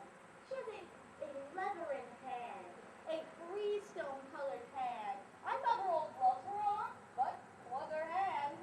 She has a housewife hand. But no matter. I say, this was not, and she did not invent this letter. This is a man's invention and his hand. Sure it is hers. Tis a boisterous and a cruel style. A style for challengers. Why she defies me like Burke the Christian? Woman's gentle brain cannot invent such giant rude words. Do you hear the letter?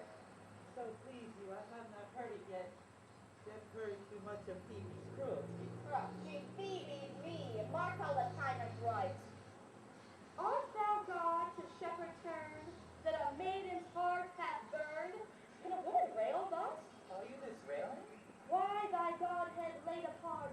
Warst thou with a woman's heart? Did you ever hear such railing? Oh, whilst the eye of man did woo me, that could do no vengeance to me, meaning me a beast? If the scorn of your bright eye have power to raise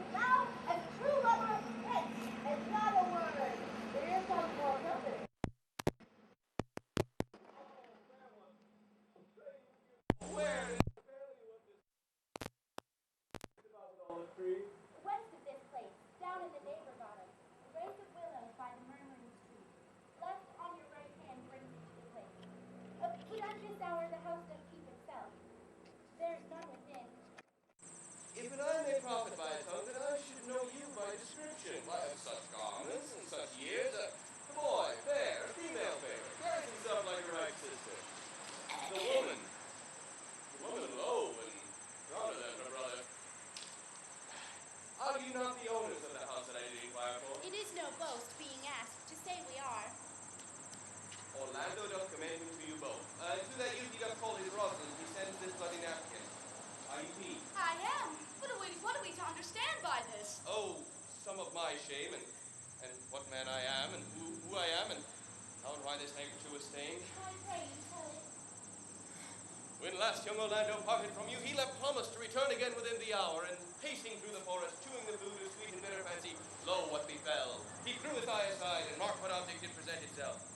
Under a high old oak tree, with limbs mossed with age and high top dry with antiquity, a wretched, ragged man lay sleeping on his back on the ground. And about his neck, a green and gilded snake had wreathed herself, and with nimble threats, her head approached the opening of his mouth.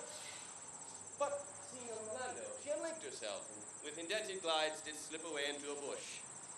A bush under the shade of which a lioness lay with cat-like watch, head upon ground, and watched for that moment when the sleeping man should stir. For 'tis the royal disposition of that beast to dine on nothing which doth appear as dead. This all seen, Orlando did approach the man and found that it was his brother, his elder brother. I have heard him speak of that same brother. He rendered him the most unnatural that lived amongst men. And well, he might do so, for, well, I know he was unnatural. But to Orlando, did he leave him there, food to the sucked and hungry lioness? Twice he did turn his back and purpose to do so, but, oh, nature, stronger ever than just purpose, and kindness, better ever than just occasion, made him turn back and give battle to the lioness, who quickly fell before him, during which hurtling from miserable slumber, I awaked. Are you his brother? Was it you he rescued? Was it you that did so often try to kill him? 'Twas I, but 'tis not I. I do not shame to tell you what I was, since my conversion so sweetly tastes, being the thing that I am. But for the bloody napkin! By and by. When from first to last between us two our recountenance and tears have been most kindly bathed, why, briefly, he led me instantly to the sweet Duchess, who gave me fresh array and entertainment, and committed me unto my brother's love, who led me instantly to his cave, and there stripped himself, and here upon his arm the lioness had torn some strip of flesh away, which all this while had bled. And now he fainted, and in fainting cried out upon Rosalind. Briefly, I recovered him, bound up his wound, and after short space, being strong at heart, he sent me hither, stranger as I am, to tell this story that you might excuse his broken promise, and to give this bloody napkin to that youth, dyed in his own blood, that he doth call his own Rosalind. Oh. How now? Ganymede! Sweet Ganymede! Sweet youth! Cousin Ganymede! We'll fake when drawing on blood. There's more in it. Oh. Cousin Ganymede? Youth, you a man? You lack a man's heart. Oh, so do I. But his faith, Sarah, a body would think this is well counterfeited. Oh, tell your brother how well I counterfeited. This was not counterfeit. There's too great testimony in your complexion. This was a passion of earnest. So counterfeit, I assure you.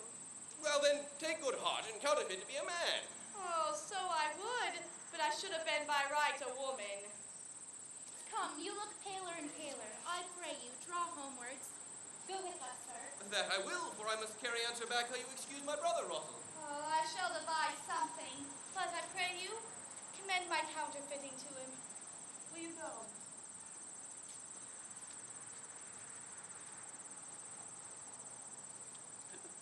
Patience, good Audrey. Patience. We will be married. Hey, the priest is good enough for all the old gentlemen's saying. A most wicked Sir Oliver. A most vile Martex. No. But Audrey, there is a youth in the forest here who lays claim to you. I know who 'tis. He has no interest in the world in me. He wants the man he needs. Oh, it is meat and drink for me to see a clown. Oh, those of us that have good wits have much to answer for. We shall be flouting I cannot hold. Oh, good evening, Audrey. And good evening to you, sir. Good evening, friend. Tell me, sir, how old are you? 5 and 20, sir. Oh, a ripe age, a ripe age. Is my name William? William, sir. A good name. a good name. Wast thou born here in the forest? Ah, sir, I thank God. Thank God. Oh, a good answer. Tell me, art thou rich? Faith, sir, so-so. So is good. Very good. Most excellent good. And yet it is not. It is so. Now, tell me, art thou wise? Ah, sir, I have a pretty wit. Oh, a good answer. You know, it reminds me of a saying. The fool doth think he is wise, while the wise man knows himself to be a fool.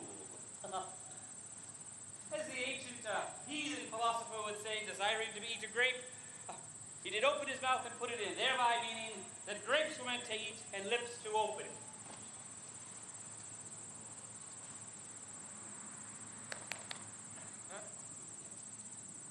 Do you love this woman? Ah, sir. Give me thy hand. Art thou learned? Faith, sir, no. Then learn this of me. To have is to have. For there is a saying in rhetoric that drink being poured out of a cup into a glass by filling the one doth empty the other. All the writers do agree that ipsi is he. You, sir, are not ipsi, for I am he. Which he, sir? He, sir, that must marry this woman. Therefore, clown, abandon, which is the common leave, the society, or in the boorish company, of this female. For your better understanding, woman, put together, abandon the society of this female, or else, clown, thou perishest. To wit, you die. I kill thee. I will deal with thee in bastinado, poison, or in steel. I will run thee with facility. I will bandy thee with affection. I will kill thee in 150 ways. Therefore, tremble and depart. Tis good, William. God rest you, merry sir. Go.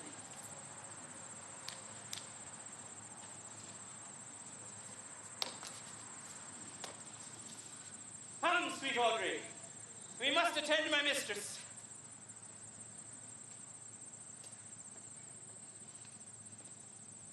Is it possible that on so little acquaintance you should like her?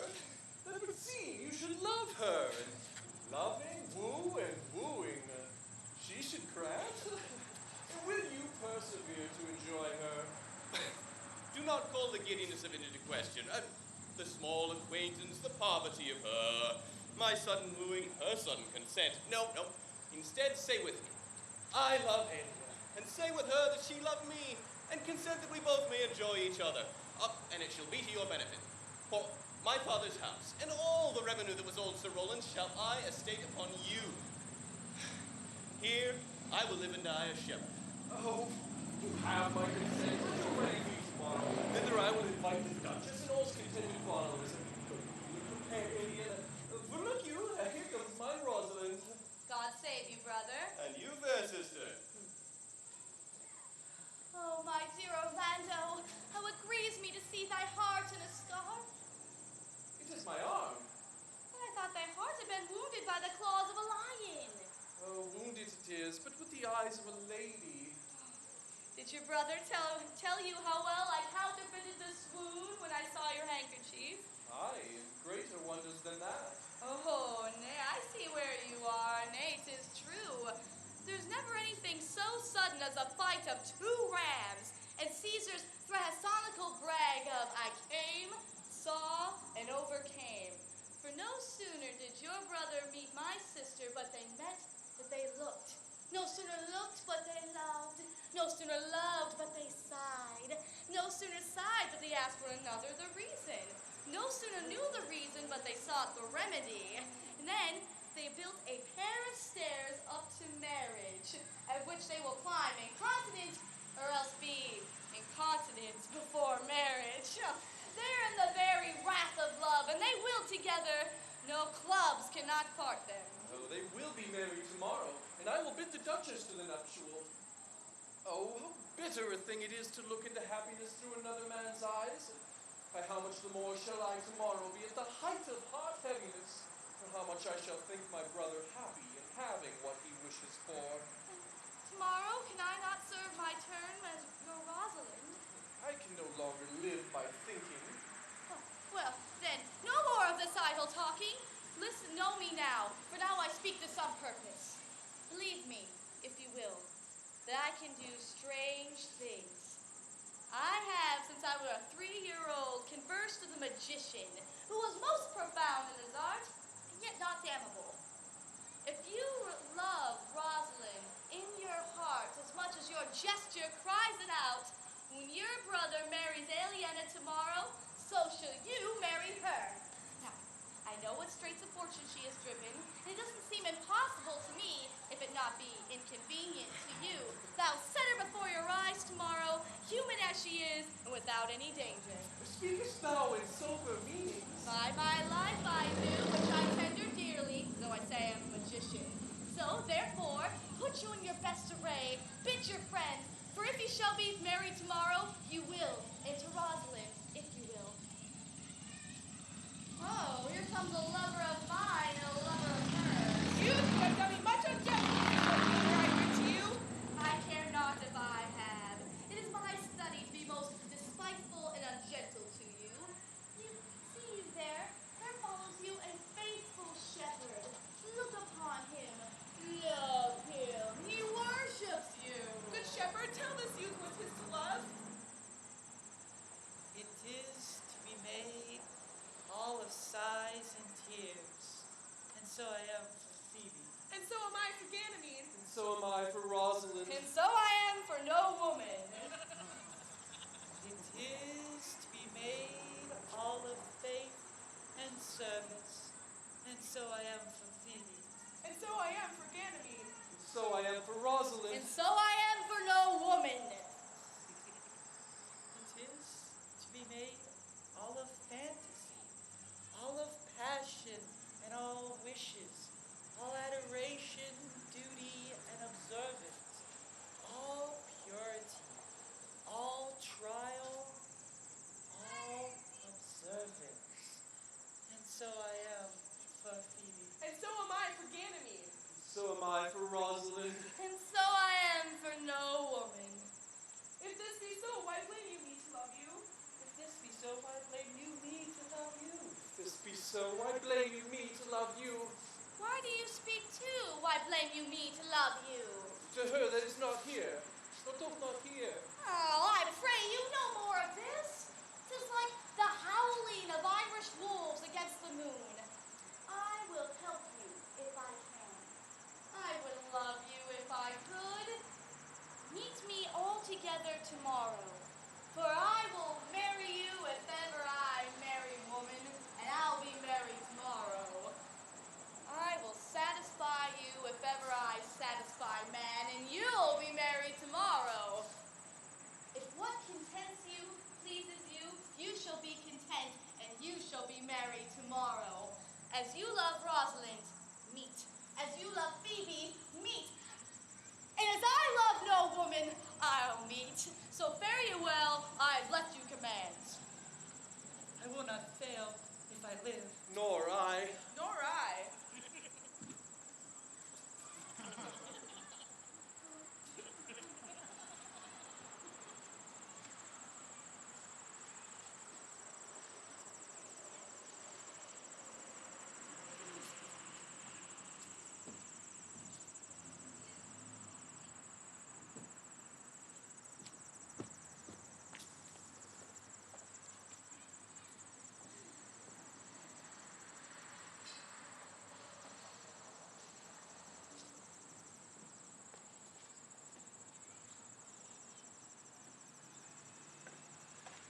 Dost thou believe, Orlando, that the boy can do all that Hippolyta promises? I sometimes do believe, and sometimes do not. As those that fear they hope. No, they fear. Patience once more whilst our compact is urged. You say that if I bring in Rosalind, will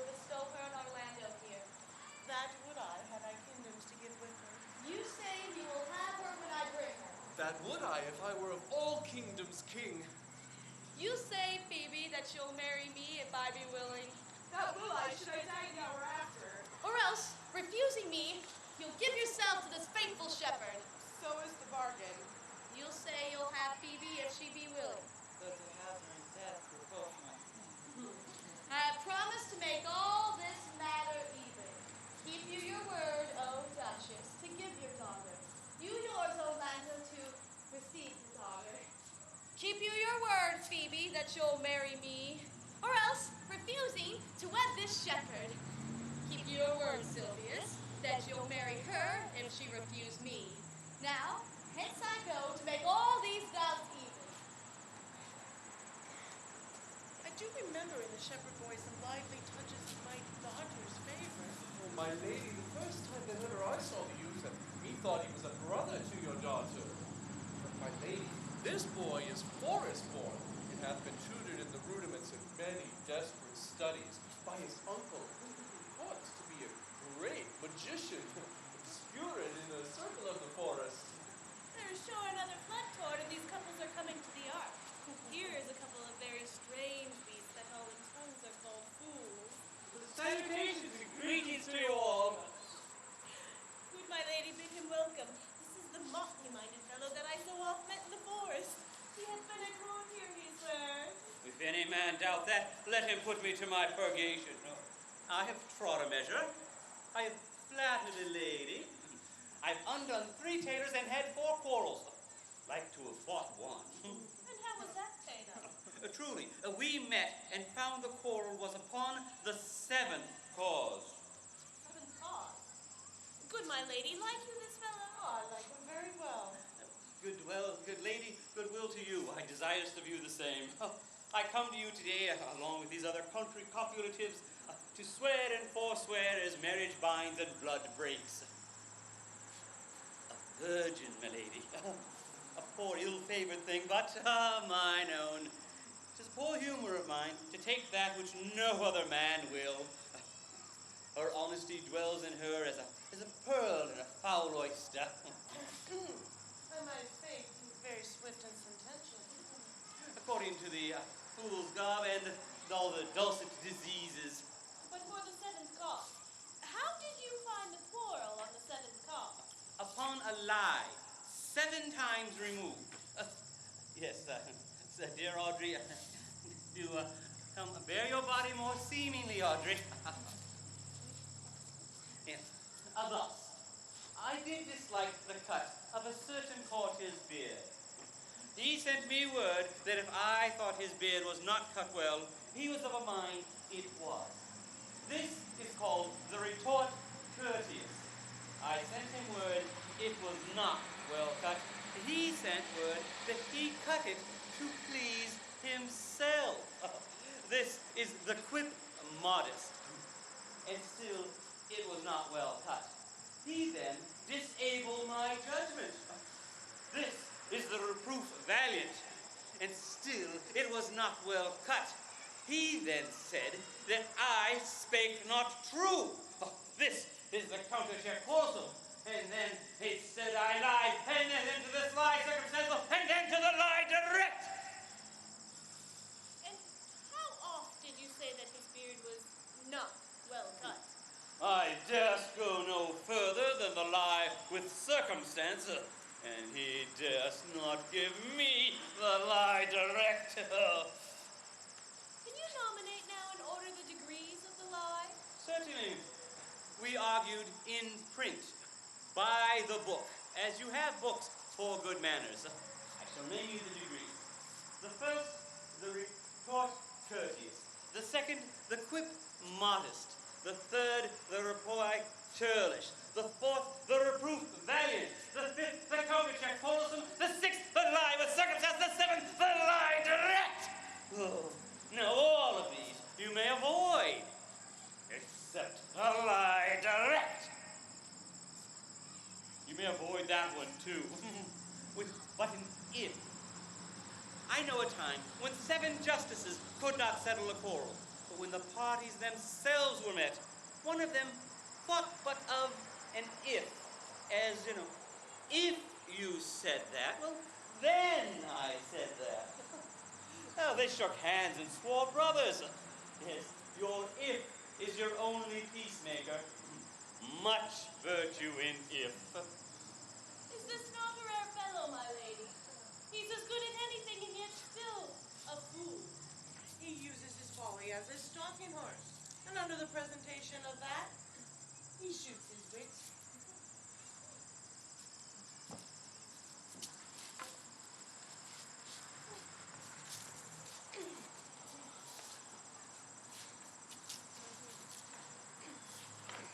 Then there's mirth in heaven, when earthly things made even. A tone together. The Duchess received thy daughter. Hymen from heaven brought her. He brought her hither, that she might have joined her hand with his, whose heart within his bosom is. To you I give myself, for I am yours. To you I give myself, for I am yours. There be truth in sight, you are my daughter. There be truth in sight, you are my Rosalind. If sight and she be true, why then my love adieu. I'll have no mother if you be not she. I'll have no husband if you be not he. Nor never wed woman if you be not she. Peace ho, I bar confusion. I must make conclusion of these most strange events. Here's 8 that must take hands to join in Hymen's bands. If truth holds, true content. You and you, no cross shall part.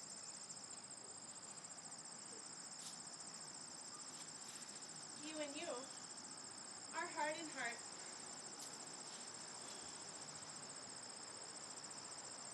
You to a love must accord, or have a woman for your lord. And you are sure together, as winter to fall weather. While the wedlock hymn we sing, feed yourselves with questioning, that reason wonder may diminish, how thus we met and these things finish. Wedding is great Juno's crown, O blessed bond of board and bed. High honor and renown, to Hymen, goddess of every town. Dear niece, oh, welcome thou art, even daughter, welcome in no less degree. I will not eat my word. Now thou art mine. Thy faith to my fancy to be doth combine. Let me have audience for a word or two. I am the second son of old Sir Roland that brings tidings to this fair assembly. Duchess Frederica, hearing how that every day men of great worth resorted to these woods, addressed a mighty power, which were on foot in her own accord, purposely to take her sister here and to put her to the sword. And to the skirts of this wild wood she came, where, upon meeting with an old religious man, after some questioning with him, was converted not only from her enterprise, but from the world. Her crown bequeathed to her banished sister, and those lands returned to them again that were banished with her. This to be so, I do engage my life. Welcome, young man. The offers fairly to thy brother's wedding. The one, his lands restored. The other, land itself at large, a patent dukedom. First, let us do those ends that here were well begun and well begot. And after, every among this happy number who have endured true days and nights with us, shall share in the joy of our good of our returned fortune according to the measure of their states. In the meantime, forget this new fallen dignity, fall into rustic revelry, play, music, and ye brides and bridegrooms all, with measure you can enjoy to the measures full. Sir, by your patience, you say that the Duchess hath put on a religious life and thrown into neglect upon this court? She hath. Of her I will. Out of these convertites there's much matter to be learned and heard. You, to your former honor I bequeath, your patience and virtue must well deserved. And you, to a love that the true faith doth merit. You, to your love, land, and great allies. You, to a very long and well-deserved bed.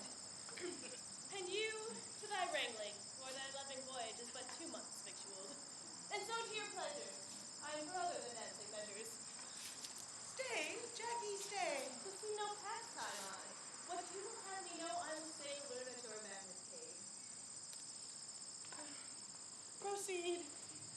Proceed. We'll do these rites as we do trust the land.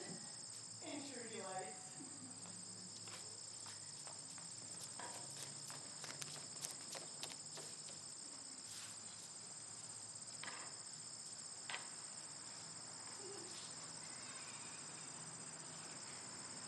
It is not the fashion to see the lady the epilogue. 'Tis no more unhandsome to see the lord the prologue. They say that a good wine needs no bush. Then 'tis true a good play needs no epilogue. Yet, to good wine they do use good bushes, and good plays do prove the better with good epilogues. What a case am I! For I am not furnished like a beggar, therefore to beg will not become me. My way is to conjure you, and I'll begin with the women. Oh, I charge you, O women, for the love you bear to men, to like as much of this play that please you. And I charge you, O men, for the love you bear to women, because by my faith, by your simpering, I perceive none of you hates them not, to like as much of this play that please you. If I were a woman, I would kiss as many of you that had beards that pleased me, complexions that liked me, and breasts that I defy not. And as many of you that have good beards, or good faces, or sweet breasts, that when for my kind offer, when I make curtsy, bid me farewell.